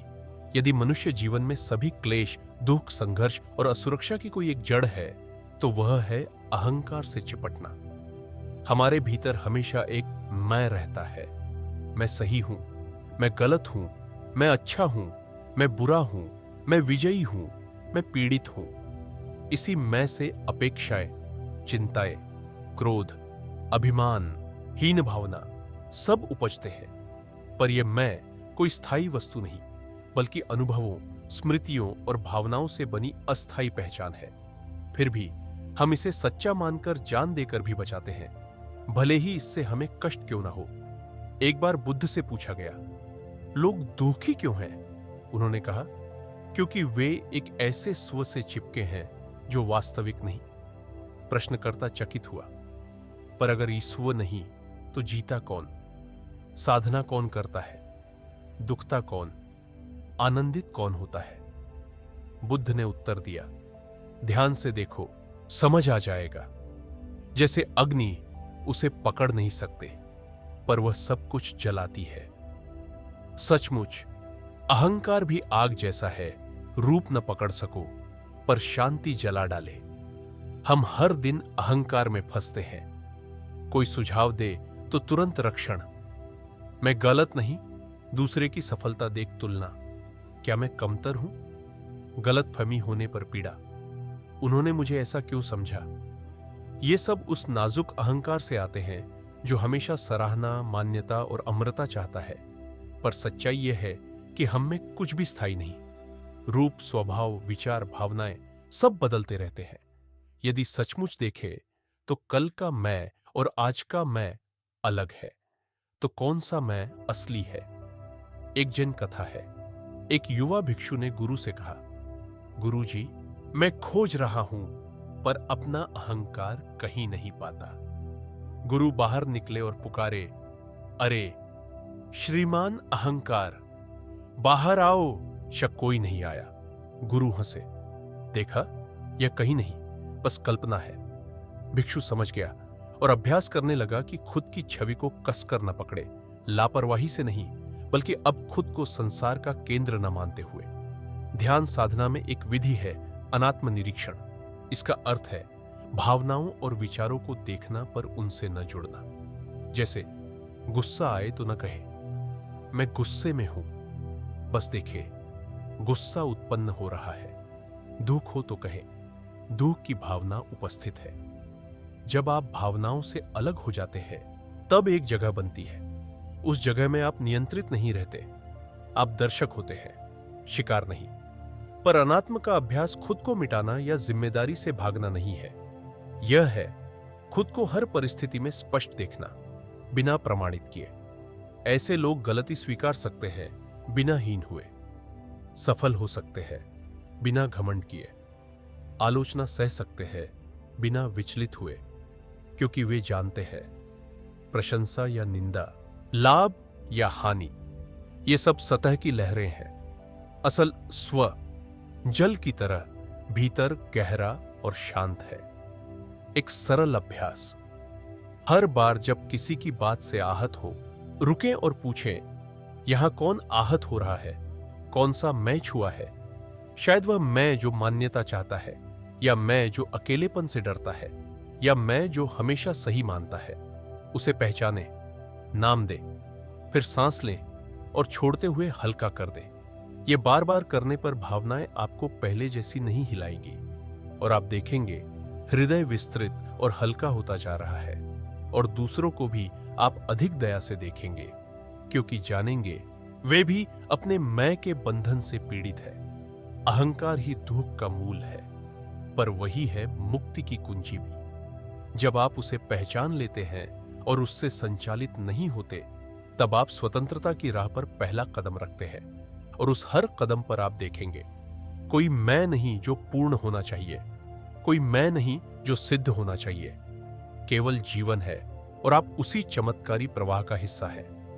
जीवन आपसे पूर्णता नहीं मांगता, वह केवल आपको आमंत्रित करता है हर क्षण सजग होने के लिए, हर निराशा में, हर मौन में, और उन पलों में भी जब लगे आप भटक गए हैं। हो सकता है वही मोड़ नई यात्रा का आरंभ हो। यदि इस हिस्से ने आपके भीतर कुछ समझ या थोड़ी भी ऊष्मा जगाई हो, तो इस वीडियो को लाइक करें, जैसे खुद को एक हल्का सा सिर हिलाना। और यदि आप इस गहराई को आगे पोषित करना चाहते हैं, तो धर्म चक्र चैनल को सब्सक्राइब करें। यहां हर वीडियो केवल एक धर्मोपदेश नहीं, बल्कि एक कोमल स्मरण है कि आप अब भी सही मार्ग पर हैं। बस लौटते रहिए, सुनते रहिए और शांत हृदय से चलते रहिए। भाग 11, सजगता की शक्ति। जब आप सचमुच उपस्थित होते हैं, तब दुख आपका स्वामी नहीं रहता। आधुनिक दुनिया में हमारे पास सुविधा की कमी नहीं, सूचना की कमी नहीं, अवसर की कमी नहीं, पर एक चीज की कमी है, उपस्थिति। हम खाते हैं पर मन काम में लगा है। हम अपने प्रिय से बात करते हैं पर आंखें फोन पर है। हम प्रकृति में बैठते हैं पर सिर उलझनों में अटका है। यह अनुपस्थिति हमें छाया सा बना देती है, यंत्रवत भाग दौड़ में, सब कुछ छूकर भी किसी सुंदरता को सचमुच न छू पाने वाले। और यहीं से अनदेखा दुख जन्म लेता है, क्योंकि जब हम सचमुच उपस्थित नहीं, तब न खुद को समझ पाते हैं, न दूसरों को, और न ही चंगा हो पाते हैं। सजगता, चेतना, सतर्क उपस्थिति, पाली में सती, कोई जटिल तकनीक नहीं, कोई अमूर्त विचार नहीं। यह बस है वर्तमान क्षण की पूर्ण जागरूकता, बिना निर्णय, बिना प्रतिक्रिया। चाय का घूंट लेते समय जानना कि हम चाय पी रहे हैं, कदम रखते समय जानना कि हम चल रहे हैं। दुखी होने पर बस देखना, दुख उपस्थित है, उसे हटाने या उससे एकाकार होने की जरूरत नहीं। सजगता हमें लौट आती है उसी सजीव वास्तविकता में जहां जीवन सचमुच घटता है। एक बार बुद्ध भिक्षुओं संग भिक्षाटन कर रहे थे। वे रुके और कहा, शांत रहो, बस कदमों को महसूस करो। एक युवा भिक्षु ने पूछा, भगवान, केवल चलने का क्या लाभ? बुद्ध मुस्कुराए, जब तुम सजगता में चलते हो, तुम धर्म को छूते हो। हर कदम एक जीवित धर्मोपदेश है, हर सांस एक जागरण की घंटी। तब से भिक्षु ठोस पूर्ण कदम रखने लगे, समय को व्यर्थ न बहने देते हुए। दैनिक जीवन में सजगता बर्तन धोते समय आने वाली बैठक के बजाय पानी, साबुन, हाथों की गति को महसूस करो। नहाते समय विचारों के बजाय जल की धाराओं को देखो। ये सरल क्रियाएं जब जागरूकता में हो, ध्यान बन जाती है। सजगता के लिए आश्रम बदलने की जरूरत नहीं, बस वास्तव में उपस्थित होने की जरूरत है। थीच नट हन कहा करते थे, सुख भविष्य में नहीं, सुख केवल वर्तमान में हो सकता है। यदि तुम इस क्षण को खोते हो तो सुख भी खो देते हो। हम अक्सर सोचते हैं जब यह काम पूरा होगा तब शांति मिलेगी, जब यह लक्ष्य मिलेगा तब सुख होगा। पर जीवन प्रतीक्षा नहीं करता। सुख यही है जब आप रुकें, देखें और छुएं। सजगता की रोशनी जब प्रबल भावना उठे, जैसे क्रोध, भय, ईर्ष्या, पुराने ढर्रे में प्रतिक्रिया देने के बजाय रुके, उसे पहचाने और आलिंगन करें। सजगता दीपक है, अंधेरे को प्रकाशित करती हुई। जहां प्रकाश है वहां भय नहीं। उदाहरण, मन चिंतित हो तो दबाई नहीं, भागे नहीं, बस सांस लो और कहो चिंता उपस्थित है। फिर सांस छोड़ते हुए कोमल मुस्कान। अब आप भावना के शिकार नहीं बल्कि साक्षी है। सरल अभ्यास, श्वास ध्यान बैठिए कुछ मिनट, आंखें मूंद दिए, ध्यान केवल श्वास पर। श्वास भीतर जानो भीतर, श्वास बाहर जानो बाहर। मन भटके तो कोमलता से लौटा लाओ। धीरे धीरे श्वास आपका मित्र बन जाएगी, हमेशा उपस्थित, स्नेहिल और आपको स्वयं तक लौटाने वाली। एक और अभ्यास, फोन में दिन में 3 यादृच्छिक अलार्म लगाइए। हर बार बजते ही रुके और पूछे, क्या मैं सचमुच उपस्थित हूं? कुछ ही सेकंड शरीर, श्वास, मनोदशा को देखो। ये क्षण छोटे हैं पर वे भीतर क्रांति ला सकते हैं। संबंधों में सजगता बातचीत करते समय सचमुच सुनो, न निर्णय न मन में उत्तर गढ़ना। जब आप उपस्थिति से सुनते हैं तो आप चंगा करते हैं, दूसरा उसे महसूस करता है और आप भी सच्चा जुड़ाव पाते हैं। जितना गहराई से सजग जीते हैं उतनी सूक्ष्म सुंदरता प्रकट होती है। गिरती पंखुड़ी, सुबह का पंछी, पत्तों से छनती धूप, सब धर्मोपदेश बन जाते हैं। अब कहीं दूर जाने की आवश्यकता नहीं, क्योंकि जब आप लौट आते हैं वही स्थान, वही क्षण तथागत भूमि हो जाता है। सजगता ही मार्ग है, सजगता ही लौटना है, सजगता ही अंतः प्रकाश है। और जब आप सजगता से जीते हैं तो हर कदम अनुष्ठान बन जाता है, हर कर्म ध्यान, हर वचन पुण्य बीज। ये केवल साधना नहीं, ये जीवन की कला है और यह कला हर कोई शुरू कर सकता है, यही अभी। भाग 12, अनित्य। जब आप छोड़ना सीखते हैं तभी सचमुच जीते हैं बौद्ध धर्म की सभी शिक्षाओं में। अनित्य शायद सबसे सरल दिखाई देने वाली, लेकिन सबसे कठिन स्वीकार की जाने वाली सच्चाई है। सरल इसलिए क्योंकि सब देखते हैं, फूल खिलते हैं फिर मुरझाते हैं, लोग जन्म लेते हैं फिर मर जाते हैं, भावनाएं उठती हैं फिर उतर जाती है। कभी महत्वपूर्ण रही बातें समय के साथ फीकी पड़ जाती है। पर कठिन इसलिए क्योंकि हम भीतर ही भीतर चाहते हैं कि सब कुछ वैसा ही रहे। हम चाहते हैं प्रियजन कभी न जाए, यौवन न ढले, सुख का यह क्षण कभी न मिटे। लेकिन जीवन ठहरता नहीं, सब बदल रहा है। शरीर की हर कोशिका, मन की हर धारा, जीवन के प्रति हमारी हर दृष्टि। एक बार एक महिला अपने बेटे की मृत्यु पर फूट फूट कर बुद्ध के चरणों में रोई। उसने विनती की कि उसका पुत्र फिर जीवित कर दे। बुद्ध ने शांत स्वर में कहा, हां, पर पहले तुम मेरे लिए उस घर से एक सरसों का दाना लाओ जहां कभी कोई मरा ना हो। वह हर घर गई, पर हर घर में मृत्यु हुई थी, पिता, माता, भाई, बहन, संतान। लौटते समय उसकी आंखों के आंसू सूख चुके थे और दृष्टि नरम हो गई थी। बुद्ध ने करुणा से कहा, समझी ना, मृत्यु जीवन का हिस्सा है। अनित्य किसी को नहीं छोड़ता। यह दुर्भाग्य नहीं बल्कि सबका स्वभाव है। अनित्य को समझने पर हम छोड़ना सीखते हैं। छोड़ना मतलब त्यागना नहीं, बल्कि उन चीजों से न चिपटना जिन्हें पकड़ा नहीं जा सकता। जैसे रेत मुट्ठी में हो, जितना कसकर पकड़ो उतना ही फिसले, पर हथेली खोल दो तो रेत सहज टिक जाती है। प्रेम, संबंध, स्वास्थ्य, यश सब रेत की तरह है। हम देखभाल कर सकते हैं, प्यार कर सकते हैं, पर हमेशा रोक नहीं सकते। अनित्य हमें सिखाता है कि सदैव को छोड़ो ताकि अभी को जी सको। सच तो यह है, जितना अनित्य को स्वीकारते हैं उतना गहराई से जीते हैं, क्योंकि जब जानते हैं कि कुछ भी स्थायी नहीं, तभी हर क्षण की कद्र करते हैं। आज का आलिंगन शायद आखिरी हो, माता पिता के साथ ये शांत संध्या फिर ना आए, मित्र की कही स्नेह भरी बात कल तक न रहे। यह समझकर हम भविष्य के पीछे भागकर वर्तमान की सुंदरता न खोएंगे। अनित्य दुख को भी हल्का करता है। जब दुखी हो याद करें, यह दुख भी अनित्य है। जब धोखा मिले सोचे, यह भावना भी गुजर जाएगी। जब असफल हो, तिरस्कृत हो, अकेले हो, तो देखे कोई भी अवस्था सदैव नहीं रहती।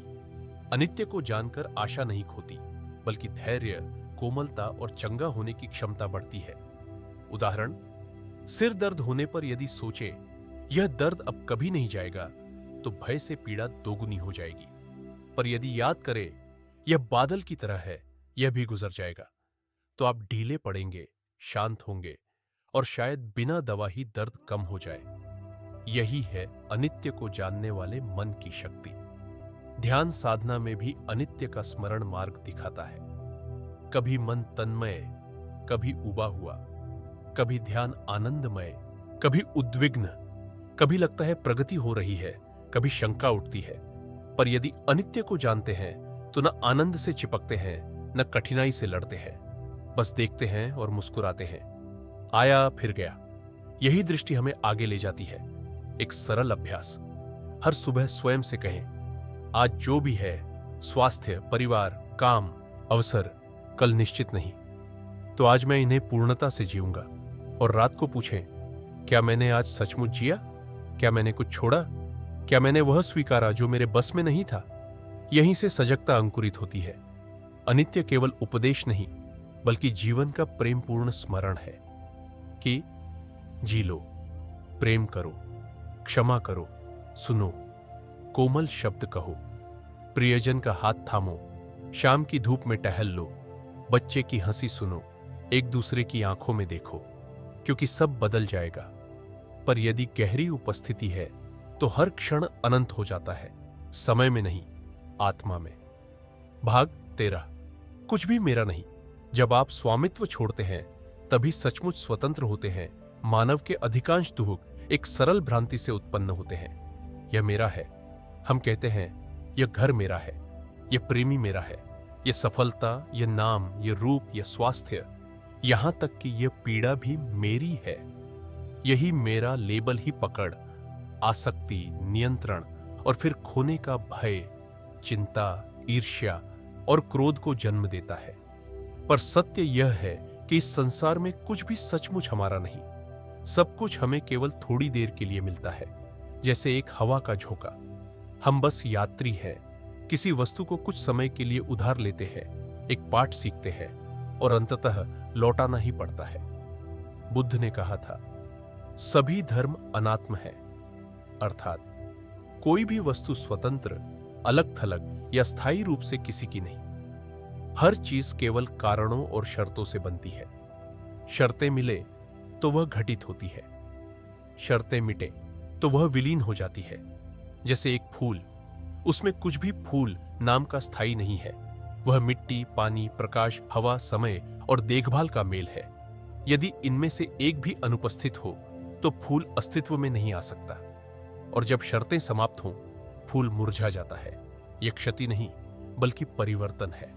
फिर भी हम चाहते हैं कि सब कुछ स्थिर रहे, ताकि हमारा मैं सुरक्षित महसूस करे।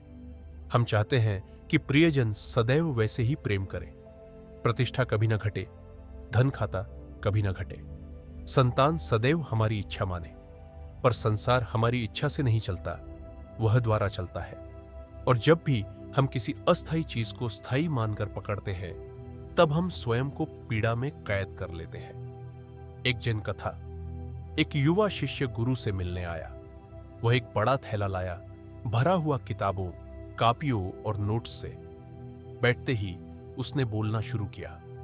क्यों आया, क्या सीखा, क्या और जानना चाहता है? गुरु शांत रहे और चाय डालते गए। कप भर जाने के बाद भी डालते रहे। चाय छलक गई। शिष्य घबराया। गुरुजी, कप भर गया, अब मत डालिए। गुरु मुस्कुराए। तुम्हारा मन भी इसी प्याले की तरह है, पहले से भरा हुआ मेरे से। जब तक खाली ना करोगे, सत्य कैसे समाएगा? दैनिक जीवन में अभ्यास। जब भी आप असहज हों, रुके और पूछे, मैं किसे पकड़ने की कोशिश कर रहा हूं? मैं किसके खोने से डर रहा हूं? शायद वह स्व छवि है, कोई संबंध है, कोई आदत, कोई योजना या कोई पुराना घाव।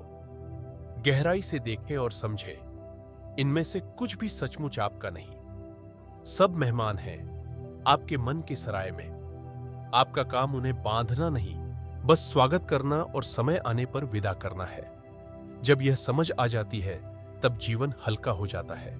कोई सराहे तो अहंकार न फूले, कोई आलोचना करे तो मन न टूटे, कुछ मिले तो उछले नहीं, कुछ खोए तो बिखरे नहीं, क्योंकि आप जानते हैं यह सब आया और जाएगा।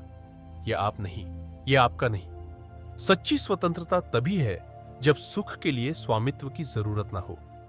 एक छोटा अभ्यास, हर रात सोने से पहले आंखें बंद कर पूछे, आज मैं किससे चिपका रहा? क्या मैंने किसी ऐसी चीज को पकड़ा रखा है जिसे छोड़ सकता हूं? आप पाएंगे कि पूरा दिन उदासी बस इसलिए रही क्योंकि किसी ने संदेश का उत्तर नहीं दिया या कोई वाक्य मनोनुकूल नहीं था। फिर आप मुस्कुराएंगे, ओह, यह तो बस एक क्षणिक संयोग है, मेरा नहीं। गहरी सांस ले, छोड़े और मुक्त हो जाए। अद्भुत बात यह है कि जब आप सचमुच छोड़ते हैं, तब चीजें और सहज आने लगती हैं। प्रेम जब बंधन रहित होता है तो गहरा हो जाता है। सफलता जब जबरदस्ती न की जाए तो आसान हो जाती है। और सुख अब रखने में नहीं, बल्कि न रखने पर भी पूर्ण होने में है। यह जीवन को त्यागना नहीं, बल्कि जीवन को स्वतंत्र, गहरा और संपूर्ण जीना है। जैसे फूल अपनी सुगंध का स्वामी नहीं, वह बस बिखेरता है और हर कोई पाता है। जैसे सूर्य प्रकाश को नहीं रखता, वह बस चमकता है और हर कोई गर्माहट लेता है। वैसे ही जो न मेरा को समझ लेता है, वह जीता है, बांटता है, उपस्थित रहता है, बिना कुछ अपने लिए पकड़े, और तभी वही व्यक्ति सबसे समृद्ध हो जाता है। भाग 14। शून्यता डरावनी नहीं है, यही वह गहरी स्वतंत्रता है जिसकी आप तलाश कर रहे हैं। बहुत से लोग शून्यता शब्द सुनते ही डर जाते हैं। आधुनिक समाज में, जहां हमें हमेशा सिखाया जाता है कि हमें पूर्ण होना है, सफल होना है, व्यस्त रहना है, वहां कुछ न होना एक खालीपन, खतरे की तरह समझा जाता है। हमें अकेलेपन का डर लगता है, इसका डर कि कोई हमें ध्यान नहीं देगा, डर कि कोई लक्ष्य नहीं है, डर कि एक दोपहर हमें कुछ करने को नहीं मिलेगा। तो हम अपनी जिंदगी को लगातार भरते रहते हैं। काम, दोस्त, समाचार, योजनाएं, सोशल मीडिया, आत्मविकास के लक्ष्य। जितना अधिक भरते हैं, उतना ही सोचते हैं कि यही जीवन है। लेकिन क्या आपने कभी ठहर कर खुद से पूछा है, अगर ये सब ले लिया जाए तो मेरे पास क्या बचेगा? जिन गुरु सुजुकी रोशी ने कहा था, शुरुआती मन में असीम संभावना होती है, भरे हुए मन में केवल अवधारणाएं होती हैं। अर्थात जब मन शून्य होता है तो उसमें नए के जन्म लेने की जगह होती है। लेकिन जब सिर भरा होता है पूर्वाग्रहों, अपेक्षाओं और कार्य सूचियों से, तब उसमें किसी गहरे सत्य को सुनने की जगह नहीं होती। शून्यता अभाव नहीं है, यह निर्मलता है, खुलापन है और स्वतंत्रता है।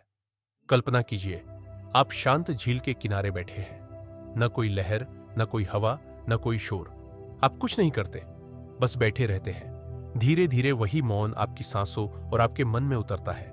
न कोई जल्दी, न कोई अपेक्षा, न कोई दबाव, सिर्फ उपस्थिति। और उस क्षण आप कमी नहीं, बल्कि परिपूर्णता अनुभव करते हैं। यही है ध्यान की शून्यता। बुद्ध ने कहा था, जब मन किसी से नहीं चिपकता, वही निर्वाण है। अर्थात मुक्ति पाने का अर्थ और कुछ जोड़ना नहीं, बल्कि बंधनों से मुक्त होना है। शून्य मन का मतलब रिक्तता नहीं, बल्कि लोभ, क्रोध और मोह से मुक्त मन है। जब आप रिक्त होते हैं, तभी आप जीवन को जैसा है वैसा देख सकते हैं, बिना मैं और मेरा के चश्मे से। सबसे बड़ा भ्रम यही है कि शून्यता एक स्टार, उदासी या निरर्थकता। पर सच यह है, जब आप जीवन को भरना छोड़ देते हैं ताकि भीतर के डर से भाग सके, तभी आप खुद को देखने लगते हैं। बहुत से लोग जीवन भर लक्ष्य दर लक्ष्य दौड़ते रहते हैं, पर सब पाने के बाद भी खालीपन महसूस करते हैं। वह खालीपन बाहर से नहीं आता, वह भीतर से आता है, क्योंकि उन्होंने कभी नहीं पूछा, मैं सचमुच क्या चाहता हूं? इन सब भूमिकाओं के नीचे मैं कौन हूं? एक साधारण उदाहरण, जब आप एक कमरा साफ करते हैं तो सबसे पहले आपको चीजें हटानी पड़ती है। जितनी कम चीजें उतनी जगह। वैसे ही जब मन कम चिपकता है, कम अपेक्षाएं रखता है, कम पूर्वाग्रह पकड़ता है, तब शांति को जगह मिलती है। इसीलिए ध्यान में मन में कुछ जोड़ना नहीं होता, बस बैठना होता है। सब छोड़ना होता है, शून्य होना होता है, और तभी भीतर से सत्य प्रकट होता है। एक वृद्ध गुरु ने शिष्य से कहा, बैठो, कुछ मत करो, बस पर्वत की तरह बैठो। विचारों का पीछा मत करो, उनका विरोध मत करो, उन्हें वैसे ही जाने दो जैसे हवा जंगल से गुजरती है। जब तुम कुछ नहीं पकड़ते, तब देखोगे तुम स्वयं वही आकाश हो। शिष्य पहले उलझन में था। उसे लगता था साधना ओकिस कुछ पाना, लेकिन धीरे धीरे उसने शून्यता का स्वाद चखा। ठंडी, धीमी, जीवन को गहराई से सुंदर करने वाली एक अभ्यास। हर दिन 5 मिनट कुछ मत करो, न फोन, न किताब, न लक्ष्य, बस बैठो, सांस सुनो, पंखे की आवाज, पक्षियों की चहचहाहट, जीवन की ध्वनियां सुनो। शुरू में ऊब होगी, पर रुको, धीरे धीरे भीतर एक विशाल आकाश खुलेगा। न शोर, न बोझ। यही वह जगह है जहां जीवन सचमुच शुरू होता है। मेरे एक मित्र ने कहा था, मैंने केवल तभी सचमुच सुख महसूस किया जब मेरे पास कुछ भी नहीं था, न अपेक्षा, न बोझ, न किसी को खुश करने की जरूरत, बस मैं और यह क्षण। मैं मुस्कुराया और कहा, यही तो पूर्ण शून्यता है, क्योंकि उस शून्यता में सब कुछ है, शांति, स्वतंत्रता और आनंद। आज के समाज में आपको काम छोड़ने की जरूरत नहीं, न जंगल भागने की, बस छोटे छोटे खालीपन बनाइए। एक दोपहर जब कुछ न करे, एक सैर बिना पॉडकास्ट, एक क्षण जब बादलों को देखे बिना डेडलाइन सोचे। ये छोटे शून्य ही भीतर का विशाल आकाश खोल देंगे। शून्यता डरावनी नहीं है, डरावना यह है कि हम जीवन भर भरते जाए और खोए रहे। शून्यता शून्य नहीं, वह निर्मल आकाश है, शांत जल है, अदृश्य हवा है, पर ताजगी से भरी। और शायद सबसे बड़ी स्वतंत्रता यही है, जब हमें किसी को बनने, कुछ पाने, कुछ साबित करने की जरूरत ना हो, बल्कि बस जीना हो, हल्केपन में। भाग 15। आप अपने विचार नहीं हैं, आप वह हैं जो चुपचाप देख रहा है। क्या आपने कभी खुद से पूछा है, अगर मैं अपने विचार नहीं हूं तो मैं कौन हूं? यह प्रश्न सुनने में दार्शनिक लगता है, लेकिन वास्तव में यह आत्मज्ञान की जड़ है। दिन के अधिकांश समय हम खुद को विचारों से जोड़ लेते हैं। मैं दुखी हूं, मैं उस पर गुस्सा हूं, मैं कल की चिंता कर रहा हूं, मैं असफल हूं। लेकिन यदि आप रुककर गहराई से देखें तो आप पाएंगे आपके भीतर कुछ है जो इन विचारों को देख रहा है, जो जानता है कि आप दुखी हैं, गुस्सा है, चिंतित है। वही जानने वाला असली आप है। कल्पना कीजिए एक नदी, हर विचार एक पत्ते की तरह बह रहा है, कभी चिंता का पत्ता, कभी खुशी का, कभी गुस्से या पछतावे का। लेकिन नदी का पानी पत्ते नहीं है, वह केवल उन्हें बहा रहा है। और यदि आप गहराई से देखें तो आप पत्ते नहीं हैं, आप तो पानी हैं, नीचे का विशाल प्रवाह। जब आप पत्ते की तरह जीते हैं तो जीवन की धारा आपको बहा ले जाती है, लेकिन जब आप पानी की तरह जीते हैं तब आप स्वतंत्र होते हैं। एक उदाहरण, जब आप गुस्से में होते हैं आप कहते हैं मैं गुस्से में हूं, लेकिन यदि आप रुक कर कहें मैं देख रहा हूं कि गुस्सा उठ रहा है, तो कुछ अद्भुत घटता है। सिर्फ थोड़ी सी जागरूकता से आप अब गुस्सा नहीं रह जाते, आप वह बन जाते हैं जो उसे देख रहा है, और वही दूरी स्वतंत्रता है। जैसे लहर को देखकर आप जानते हैं कि आप समुद्र है, केवल लहर नहीं। ध्यान में इसे स्मृति ज्ञान कहा जाता है, जानना बिना बहने के, जानना बिना हस्तक्षेप के, जानना बिना निर्णय के। जैसे समुद्र किनारे बैठकर लहरों को देखना, आप कुछ नहीं करते, केवल देखते हैं। आपका मन भी वैसा है, हर दिन लाखों विचार उठते और डूबते हैं, आप उन्हें जबरदस्ती रोक नहीं सकते, लेकिन आप उनसे चिपकने से बच सकते हैं जब आप जानने वाले के पास लौट आते हैं। बुद्ध ने सिखाया, विचारों से लड़ना नहीं है, बस उन्हें देखना है। किसी ने पूछा, भगवान, मेरा मन बहुत भटकता है, मैं इसे नियंत्रित नहीं कर पाता। बुद्ध ने उत्तर दिया, जैसे कोई नदी किनारे खड़ा होकर जल को बहते हुए देखता है, न उसका पीछा करता है, न उसे रोकता है, केवल देखता है और वह स्वयं बह जाता है। यही ध्यान है, धारा को भगाना नहीं, बल्कि किनारे पर खड़े होकर शांतिपूर्वक देखना। एक अभ्यास, जब भी गुस्सा, दुख या चिंता उठे, तुरंत प्रतिक्रिया न दें। 5 सेकंड रुकें, हाथ छाती पर रखें, धीरे धीरे सांस लें और मन ही मन कहें, मेरे भीतर एक गुस्सा उठ रहा है, मैं उसे देख रहा हूं। बस देखे, कुछ और न करे। तुरंत एक खाली जगह खुलती है और उस खालीपन में आपके पास चुनाव करने की शक्ति होती है। यही है स्वतंत्रता। निगरानी ही स्वतंत्रता की नींव है। जो व्यक्ति खुद को नहीं देखता, वह अंधेरे में जीता है। वह आदत से प्रतिक्रिया करता है, भावना से बोलता है, अवचेतन से कार्य करता है। लेकिन जब आप देखना शुरू करते हैं, रोशनी जलती है। आप पुराने पैटर्न देखते हैं, आप घाव पहचानते हैं, आप उन परिभाषाओं को देखते हैं जो आपने खुद पर थोप रखी थी। मैं कमजोर हूं, मुझे सफल होना ही है, मैं योग्य नहीं हूं। और जब आप देखते हैं, वे घुलने लगती हैं। जैसे धूल भरे कमरे में अगर आप दीपक नहीं जलाते तो आप कभी सफाई नहीं कर सकते, लेकिन दीपक जलाते ही आप देखते हैं कि धूल कहां है और सफाई शुरू होती है। देखना ही वही दीपक है। और असली मैं न वह है जो गुस्सा कर रहा है, न वह जो चिंतित है, न वह जो सोच रहा है, बल्कि वह है जो दीपक जलाकर सबको देख रहा है। धम्मपद में बुद्ध ने कहा, मन सभी धर्मों का मूल है, मन ही अग्रणी है, मन ही उन्हें बनाता है। जब मन माया विचारों से चिपकता है तो वह आपको भटकाता है, स्मृतियों से कल्पना तक, सुख से दुख तक। लेकिन जब मन जानने वाले में लौट आता है, सब कुछ स्पष्ट हो जाता है। आप अब भावनाओं में फंसे नहीं रहते। आप दुखी हो सकते हैं और फिर भी शांत, गुस्सा हो सकते हैं पर आहत करने वाली बात नहीं कहेंगे, डर सकते हैं पर आगे बढ़ेंगे। किसी ने आचार्य अजांचा से पूछा, मन को अशांत होने से कैसे रोके? वे मुस्कुराए और बोले, मन को शांत करने की जरूरत नहीं, बस जानो कि यह अशांत है। जानने वाला पहले ही अशांत नहीं है। यही सच्चाई है।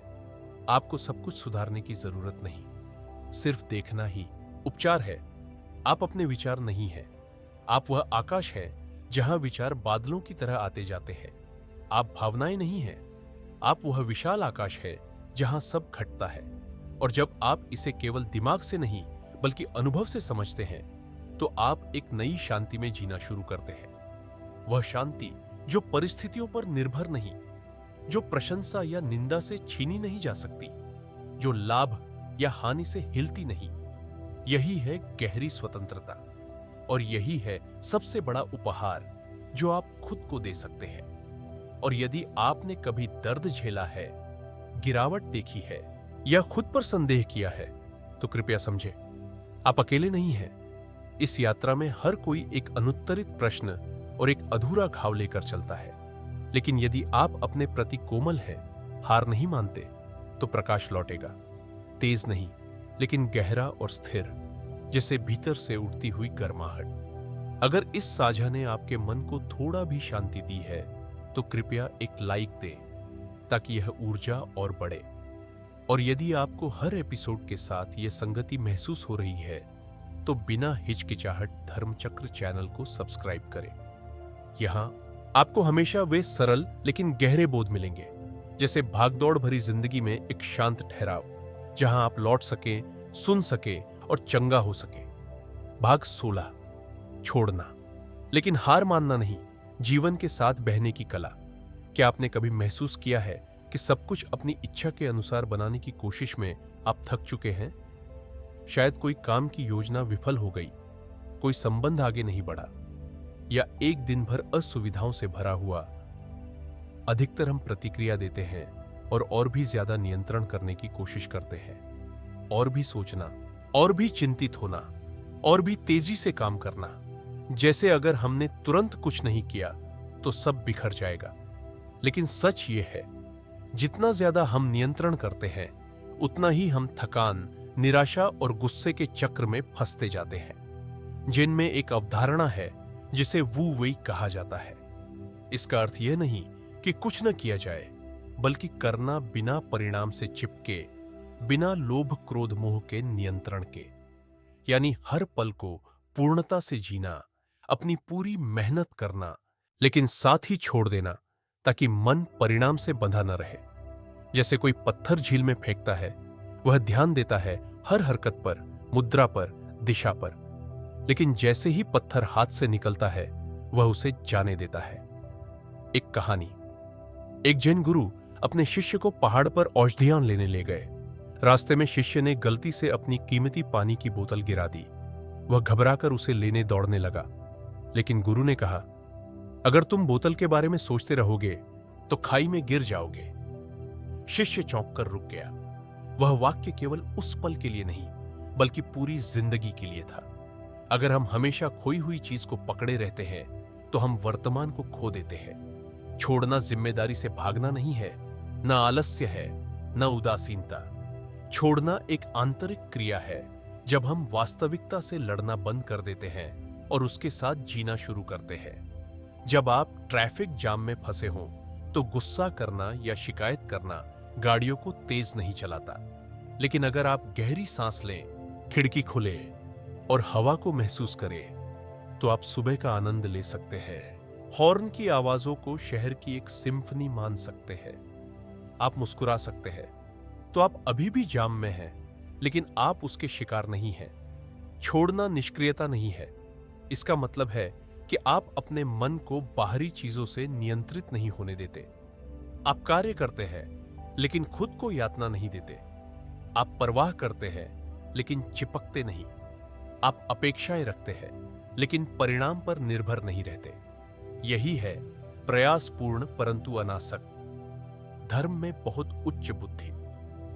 एक शिष्य ने गुरु से पूछा, गुरुजी, मैं कैसे जानूं कि कब छोड़ना है और कब पकड़ना है? गुरु ने कहा, अपने हाथ को देखो। जब तुम किसी चीज को बहुत कसकर पकड़ते हो तो दर्द होता है, जब खोल देते हो तो हल्कापन आता है। उसी तरह अगर कुछ तुम्हें तनाव, चिंता, थकान देता है तो वह संकेत है कि उसे छोड़ दो। यह कमजोरी नहीं बल्कि समझदारी है। एक अभ्यास। हर दिन 5 मिनट निकालो, उस चीज को लिखो जो तुम्हें सबसे ज्यादा परेशान कर रही है। फिर खुद से पूछो, क्या मैं वास्तव में इसे नियंत्रित कर सकता हूं? अगर हां तो योजना बनाओ, अगर नहीं तो सांस लो और छोड़ दो। बस इतना भेद जान लेना कि क्या तुम्हारे हाथ में है और क्या नहीं, तुम्हारे आधे दुख मिटा सकता है।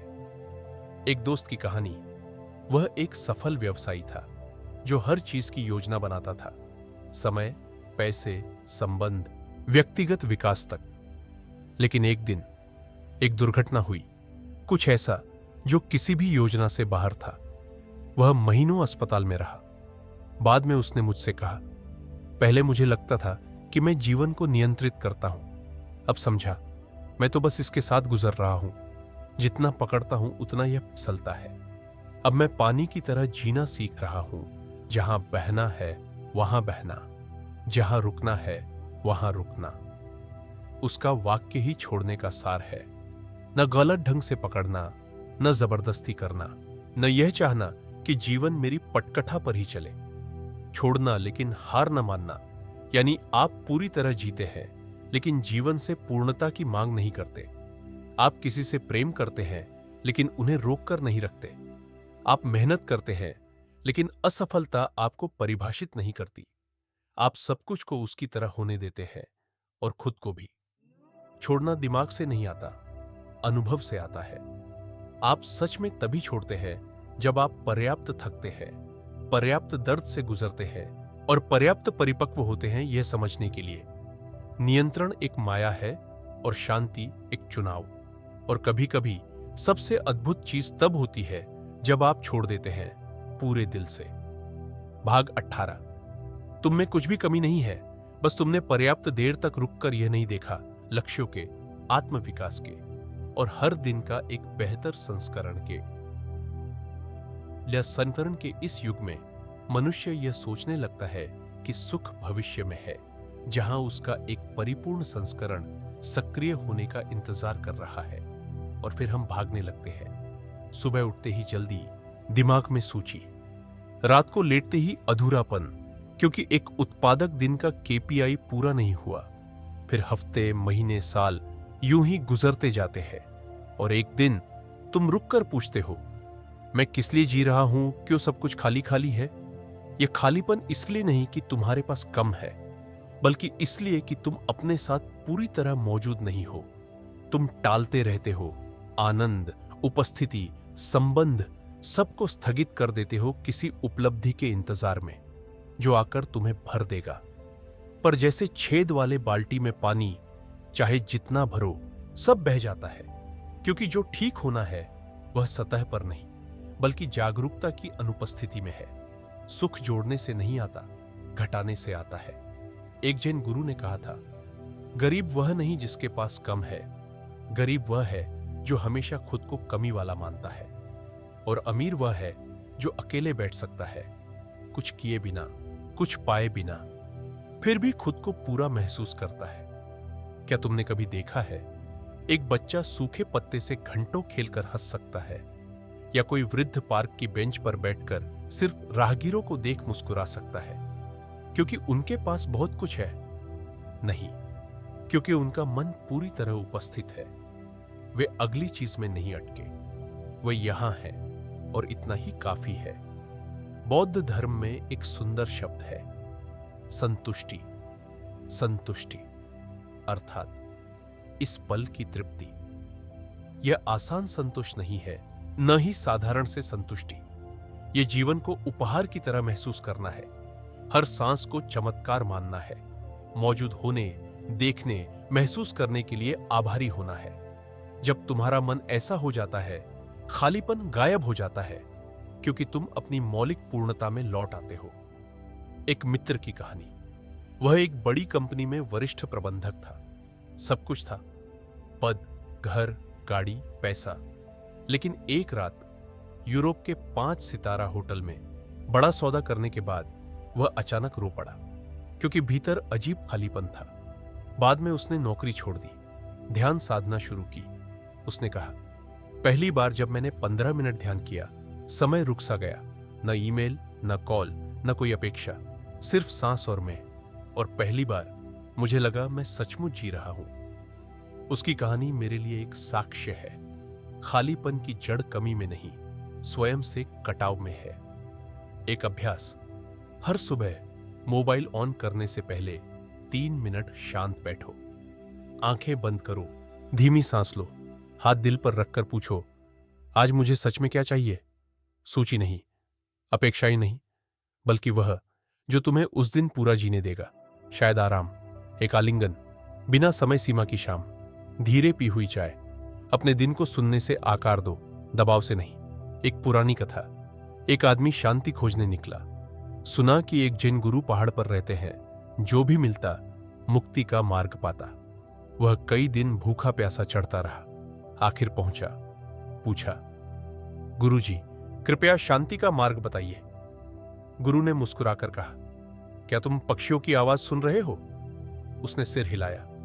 यही मार्ग शुरू होता है। वह चौंका, बस इतना? गुरु ने उत्तर दिया, पक्षी गा रहे हैं, पत्ते हिल रहे हैं, शांति कहीं और नहीं है। बस तुम यहां नहीं हो कि सुन सको। तुम्हें दुनिया बदलने की जरूरत नहीं, बस पर्याप्त देर तक रुकना है, भीतर लौटना है और देखना है। जो कुछ तुम ढूंढ रहे थे वह पहले से ही यहां है, हर पल में, हर सांस में, उस जीवन में जो चुपचाप बह रहा है, बूंद बूंद, क्षण क्षण। और जब तुम सच में उपस्थित होते हो, वह खालीपन जिससे तुम डरते थे, शांत, ठंडी, सहज जगह बन जाता है। कमी नहीं, बल्कि वापसी। भाग 19। आप अकेले नहीं हैं, बस आपने अभी तक खुद से दोस्ती करना नहीं सीखा है। एक ऐसी दुनिया में जहां कुछ ही सेकंड में संदेश भेजना, स्थिति डालना या कहीं से भी वीडियो कॉल करना संभव है। इंसान को पहले से कहीं ज्यादा जुड़ा हुआ महसूस करना चाहिए था, लेकिन आज जितना घना अकेलेपन का एहसास है उतना शायद पहले कभी नहीं था। कुछ लोग भीड़-भाड़ वाले शहर में रहते हैं, सुबह काम पर जाते हैं, शाम को कैफे में, सोशल मीडिया पर हजारों अनुयायी है, लेकिन भीतर से खाली है। कुछ लोग एक सुविधाजनक घर में जागते हैं, लेकिन दिमाग में उठने वाला पहला विचार होता है, कोई मुझे समझता ही नहीं। लेकिन सच्चाई यह है, आप सचमुच अकेले नहीं हैं। आपने बस अभी तक खुद से दोस्ती करना नहीं सीखा है। बचपन से हमें सिखाया गया है कि दूसरों को कैसे खुश करे, कैसे प्रभाव डाले, कैसे उपयोगी बने, लेकिन बहुत कम लोगों ने हमें यह सिखाया है कि खुद के साथ शांत बैठना कैसे है। न फोन, न संगीत, न कोई काम, बस खुद, नग्न, सादा, मौन में। और इसी कारण जब भी भीतर खालीपन होता है, हम तुरंत उसे भरने लगते हैं। यूट्यूब खोलते हैं, फेसबुक स्क्रॉल करते हैं, किसी को कॉल करते हैं, कुछ ना कुछ करते हैं, बस इतना कि खुद का सामना न करना पड़े। बुद्ध ने कहा, जो व्यक्ति अकेले जीना जानता है वही सबसे स्वतंत्र है। लेकिन अकेले जीना का अर्थ यहां दुनिया से कट जाना या भाग जाना नहीं है।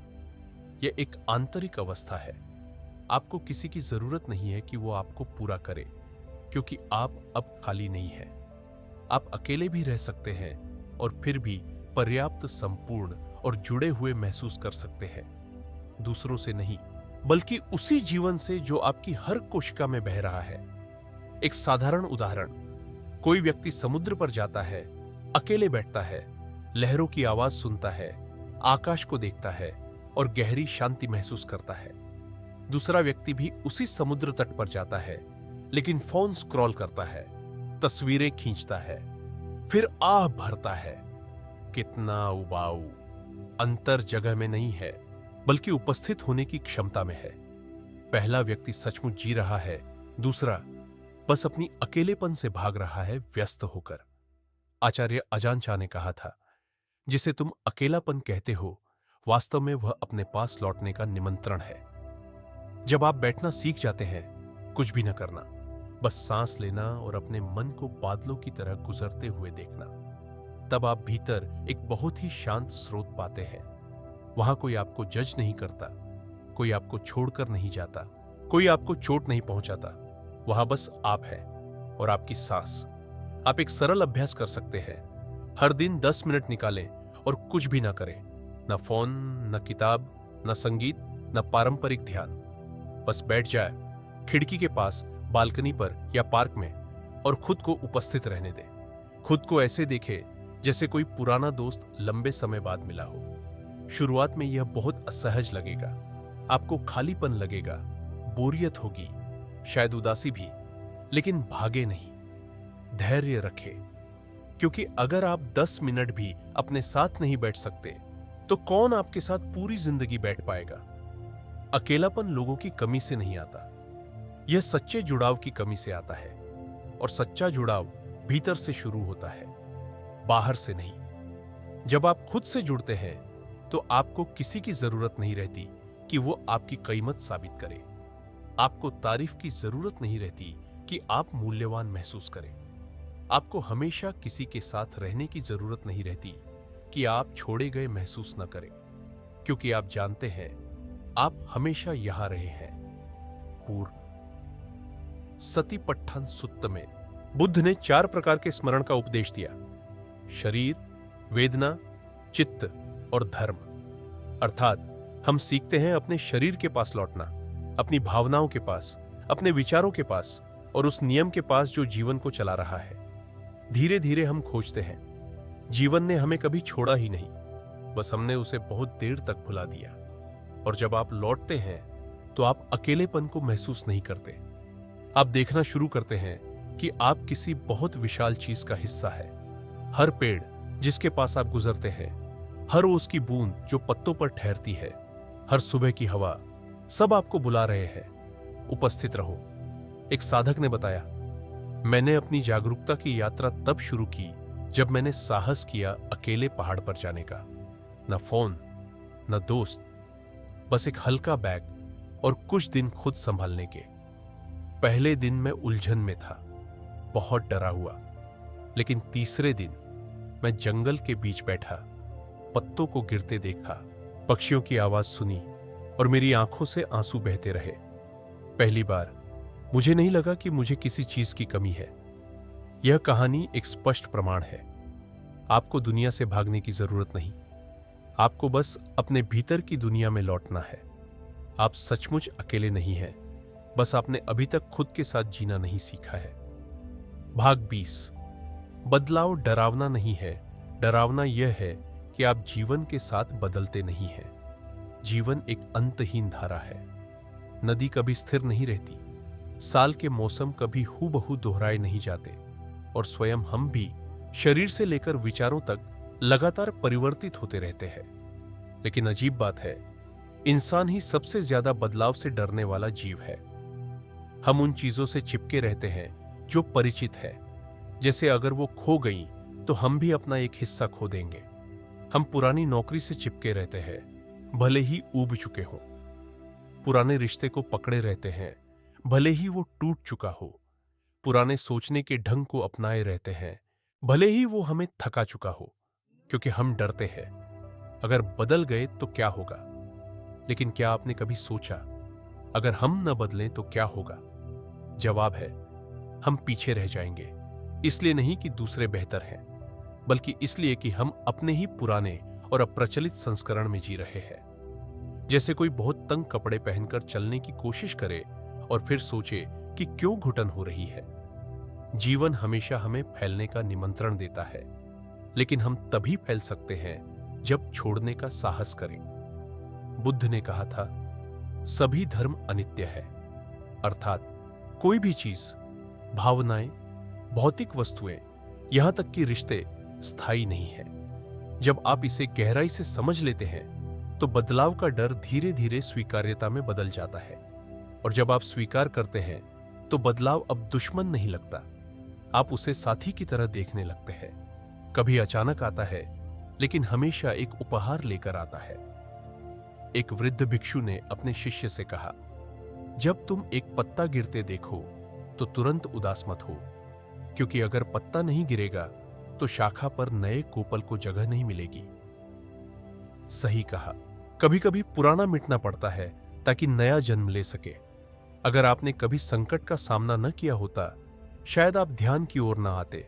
अगर आपने कभी कोई खोया न होता, शायद आप कभी यह न समझते कि वास्तव में महत्वपूर्ण क्या है।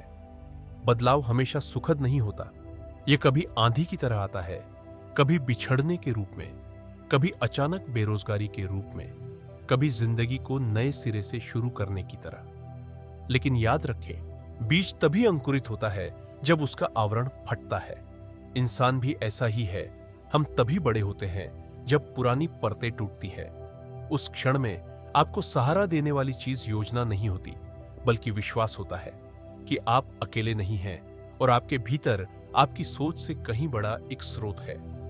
एक अभ्यास आप कर सकते हैं। हर बार जब आप किसी बदलाव के सामने हों, चाहे बड़ा या छोटा, खुद से पूछे, मैं किससे डर रहा हूं? इसे लिखे। फिर पूछे, अगर सबसे बुरा हुआ तो क्या मैं इसे झेल सकता हूं? ज्यादातर उत्तर होंगे हां। और फिर पूछे, अगर मैंने साहस के साथ इस बदलाव में कदम रखा तो सबसे अच्छा क्या हो सकता है? यही डर को स्पष्ट देखना, उसका नाम लेना और उसे सजगता की रोशनी में रखना रूपांतरण का पहला कदम है। धम्मपद में बुद्ध ने कहा, केवल बदलाव ही अपरिवर्तनीय है। यह वाक्य सुनने में विरोधाभासी लगता है, लेकिन यह सबसे गहरी सच्चाई है। जब आप जीवन की धारा से लड़ना छोड़ देते हैं तो आप बह नहीं जाते, आप उस पर सवारी करने लगते हैं, जैसे कोई लहरों पर सर्फिंग करता है। आप सीखते हैं कब ढीला छोड़ना है, कब दृढ़ रहना है और भीतर अपने मन को स्थिर रखना है। इस तरह आप बदलाव में डूबते नहीं, आप बदलाव के साथ विकसित होते हैं। एक छोटी सी कहानी। एक लड़का अंधेरे से डरता था। हर बार जब बिजली जाती वह घबरा जाता। एक दिन उसके दादा ने उसे एक मोमबत्ती दी और कहा, अंधेरा डरावना नहीं है, बस तुमने अभी तक अपनी रोशनी नहीं पाई है। यह वाक्य वही फुसफुसाहट हो सकती है जो जिंदगी आपको भेज रही है हर बार जब बदलाव दस्तक देता है। याद रखें, बदलाव डरावना नहीं है। डरावना यह है कि आप उसके साथ बड़े होने से इनकार करें। और कभी-कभी जिसे आप टूटना कहते हैं, वही असल में जिंदगी का तरीका है आपको पुनर्गठित करने का, ताकि आप सचमुच अपने आप बन सके। भाग 21। जागरूकता कहीं दूर नहीं है, ये इसी क्षण से शुरू होती है। तो आप और मैं एक लंबी यात्रा में साथ रहे। ये बाहरी यात्रा नहीं, बल्कि वापसी की यात्रा है, भीतर की ओर। पॉडकास्ट का हर हिस्सा एक हल्की सांस जैसा है, हर कहानी एक छोटा कदम, हर शब्द, हर उपदेश, हर अभ्यास का सुझाव, जैसे छोटी छोटी बूंदें धीरे धीरे गिरती हैं और आत्मा की उस जमीन को सींचती है जिसे शायद आप लंबे समय से भूल चुके हैं या जल्दी जल्दी पार कर गए हैं। अगर एक बात को याद रखना हो तो वह यह है, जागरूकता कोई दूर का लक्ष्य नहीं है, यह लौटना है इसी क्षण में। जब आप पानी पीते हैं और जानते हैं कि आप पानी पी रहे हैं, जब आप पॉडकास्ट सुनते हैं और जानते हैं कि आप सुन रहे हैं, जब आप सांस लेते हैं और जानते हैं कि आप जी रहे हैं। जागरूकता इतनी ही सरल है, न रहस्यमय न कठिन, लेकिन यह एक बहुत दुर्लभ बात की मांग करता है। क्या आप पर्याप्त देर तक रुक सकते हैं ताकि सचमुच जी सके? आधुनिक जीवन हमें अधिक पाने का तरीका सिखाता है, लेकिन यह बहुत कम सिखाता है कि कैसे रुकना है। रुकना जब दुख आए, रुकना जब असहायता हो बजाय इसे नकारने के, रुकना जब खुशी आए बजाय इसके खोने के डर से, और रुकना अपने साथ जब कोई और पास ना हो। लेकिन यही रुकने की क्षमता शांति की जड़ है। किसी ने एक बार एक ध्यान गुरु से पूछा, आपको ध्यान करते हुए कितना समय हो गया? उन्होंने मुस्कुराकर कहा, मैं समय से नहीं गिनता, मैं बस इतना जानता हूं कि जो भी करता हूं उसमें उपस्थित रहता हूं। जब बर्तन धोता हूं तो बर्तन धोता हूं, जब खाना खाता हूं तो खाना खाता हूं, जब चुपचाप बैठता हूं तो बस बैठता हूं। व्यक्ति चकित हुआ, बस इतना ही? गुरु ने सिर हिलाया, बस इतना ही, लेकिन यही पूरी जिंदगी है। मैं भी आपसे यही कहना चाहता हूं, आपको पर्वतों पर जाकर ध्यान केंद्र बनाने की जरूरत नहीं, 84,000 धर्म द्वार पढ़ने की जरूरत नहीं, बस हर क्षण को पूर्णता से जीना ही पर्याप्त है। जब कोई अपमान करे तो तुरंत प्रतिक्रिया देने के बजाय गहरी सांस ले। जब असफलता मिले तो शिकायत करने के बजाय हाथ दिल पर रखे और सुने। जब खुशी आए तो अगले कदम के बारे में सोचने के बजाय मुस्कुराए और आभारी हो। यही ध्यान है, यही धर्म है, यही जीवन है। आपको किसी और जैसा बनने की जरूरत नहीं, बस पूरी तरह से स्वयं बने। बुद्ध ने कभी हमें बुद्ध बनने को नहीं कहा, उन्होंने केवल सिखाया कि हर चीज का स्वभाव स्पष्ट रूप से देखो और फिर हल्केपन, स्थिरता और प्रेम से जीवन जियो। हो सकता है कि आप पॉडकास्ट में कही गई बहुत सी बातें भूल जाए, लेकिन अगर एक ही बात याद रहे तो मैं चाहता हूं कि वह यह हो, आपको शांति पाने के लिए कहीं बाहर जाने की जरूरत नहीं, बस पर्याप्त साहस चाहिए रुकने का। तो यही क्षण, यही जगह जहां आप बैठे हैं, वही द्वार है। मुझे पता है आगे की यात्रा में अब भी कई चुनौतियां होंगी। ऐसे दिन भी होंगे जब आप थकेंगे, निराश होंगे, खुद पर संदेह करेंगे, लेकिन उम्मीद है उन क्षणों में आप याद करेंगे आप अकेले नहीं हैं, क्योंकि आपके पास हमेशा स्वयं आप है। और क्योंकि आपने पहले भी ये शब्द सुने हैं, ऐसे शब्द जिन्होंने आपको एक बार छुआ था और शायद बहुत लंबे समय तक आपके भीतर रहेंगे। धन्यवाद, क्योंकि आपने साथ दिया, क्योंकि आपने धैर्यपूर्वक सुना, क्योंकि आपने अपना दिल खोला ताकि उन बातों को ग्रहण कर सके जो बहुत शांत, बहुत छोटी हो सकती थी, लेकिन उनमें रूपांतरण की शक्ति थी। 21 भाग की यह यात्रा यहां समाप्त हो सकती है, लेकिन जागरूकता समाप्त नहीं होती। यह जारी रहती है उसी क्षण से जब आप हेडफोन उतारते हैं, अगली सांस से, अगला कदम जमीन पर रखते ही। अगर इस पॉडकास्ट ने आपको हल्कापन, थोड़ी सी शांति या केवल सामान्य से गहरी सांस दी है, तो मैं चाहता हूं कि आप इसे किसी प्रियजन से साझा करें। कौन जानता है, यह उनके लिए भी एक द्वार बन जाए जैसे यह आपके लिए कभी बना था। और अगर आपको यह यात्रा सार्थक लगी तो कृपया धर्मचक्र चैनल को फॉलो करें, ताकि हम साथ मिलकर जागरूकता के इस मार्ग पर आगे बढ़ते रहें, हल्केपन, गहराई और मानवता के साथ। क्योंकि अंत में केवल एक ही चीज है जिसका पीछा करना सार्थक है, न कि प्रसिद्ध, न कि नियंत्रण, बल्कि एक ऐसा दिल जो सुनना जानता है, एक ऐसा मन जो लौटना जानता है, और एक ऐसा जीवन जो सचमुच भीतर से जिया गया हो। और फिर आप देखेंगे, वास्तव में महत्वपूर्ण यह नहीं है कि आप कितनी जल्दी चले या कितना प्राप्त किया, बल्कि यह कि आपने अपने जीवन के हर क्षण में कितनी गहराई से उपस्थिति दर्ज की। कभी कभी पूरी जागरूकता के साथ पी गई एक कप चाय आत्मा को उससे कहीं ज्यादा पोषण देती है जितना कोई विलासितापूर्ण अवकाश। एक शांत दोपहर, खिड़की के पास बैठकर बादलों को बहते हुए देखना, पक्षियों को उड़ते हुए देखना, वही कभी कभी सबसे गहरा ध्यान हो सकता है जो हमने अनुभव किया हो। आज की भाग दौड़ भरी जिंदगी में जो चीज हम सबसे ज्यादा खोते हैं वह समय नहीं, बल्कि संबंध है। प्रकृति से संबंध, अपनों से संबंध, और विशेषकर स्वयं से संबंध। हम फोन के ज्यादा करीब रहते हैं दिल से ज्यादा, लक्ष्यों के ज्यादा करीब रहते हैं कदमों से ज्यादा। लेकिन उपचार वहीं से शुरू होता है जब आप यह पहचानते हैं और पर्याप्त साहस जुटाते हैं लौटने का। मुझे एक छवि बहुत पसंद है। एक वृद्ध मां अपने बच्चे के लिए पुराना कपड़ा धीरे धीरे सिल रही है, हर टांका शांत, सावधानी से, बिना जल्दबाजी के, लेकिन हर टांके में गहरी ममता है। मुझे लगता है जागरूकता भी ऐसी ही है। न शोरगुल की जरूरत है, न दिखावे की, बस धीरे धीरे खुद को जोड़ते रहना। हर दिन उन टुकड़ों को जोड़ना जिन्हें चोट ने फाड़ दिया, उन स्मृतियों को जोड़ना जिन्हें अपनाया नहीं गया, उन विश्वासों को जोड़ना जिन्हें भुला दिया गया। और जब आप ऐसे दिल से जीते हैं, चाहे काम पर हो, बच्चों की देखभाल कर रहे हो, बर्तन धो रहे हो, या बस लेटे हुए पॉडकास्ट सुन रहे हो, तब हर क्षण ध्यान है। कुछ और जोड़ने की जरूरत नहीं, जीवन के पूर्ण होने की प्रतीक्षा करने की जरूरत नहीं। आपको बस उपस्थित रहना है, और हल्केपन से।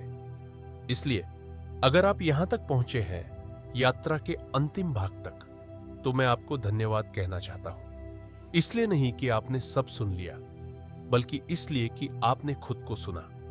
आपने खुद को ठहरने, विचार करने और शायद जीवन में वास्तव में महत्वपूर्ण क्या है यह स्पष्ट देखने का अवसर दिया। और अगर इस पॉडकास्ट श्रृंखला में कही गई बातों ने आपके दिल को हल्के से छुआ है, आपके मन में एक छोटी सी रोशनी जगाई है, तो मैं आपको आमंत्रित करता हूं कि इस वीडियो को एक पसंद, लाइक दे, एक छोटे प्रोत्साहन के रूप में। यह केवल धर्मचक्र चैनल के लिए समर्थन नहीं है, बल्कि आपके लिए एक संदेश है कि आप जागरूकता के मार्ग पर आगे बढ़ना चुन रहे हैं। अगर इन शब्दों ने आपको थोड़ी शांति, थोड़ी समझ, या बस कोई हल्की सी तसल्ली दी है, तो मैं चाहता हूं कि आप इस वीडियो को पसंद करके उस सहानुभूति को व्यक्त करें। यह कहने का तरीका है, मैं सुन रहा हूं, मैं इसे महत्व देता हूं।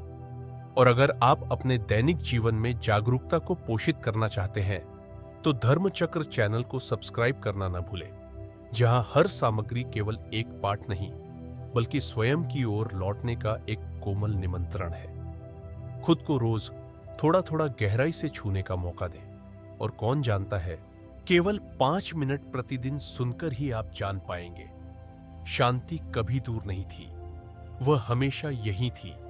बस आपको रुकना था, सुनना था, और पूर्णता से जीना चुनना था।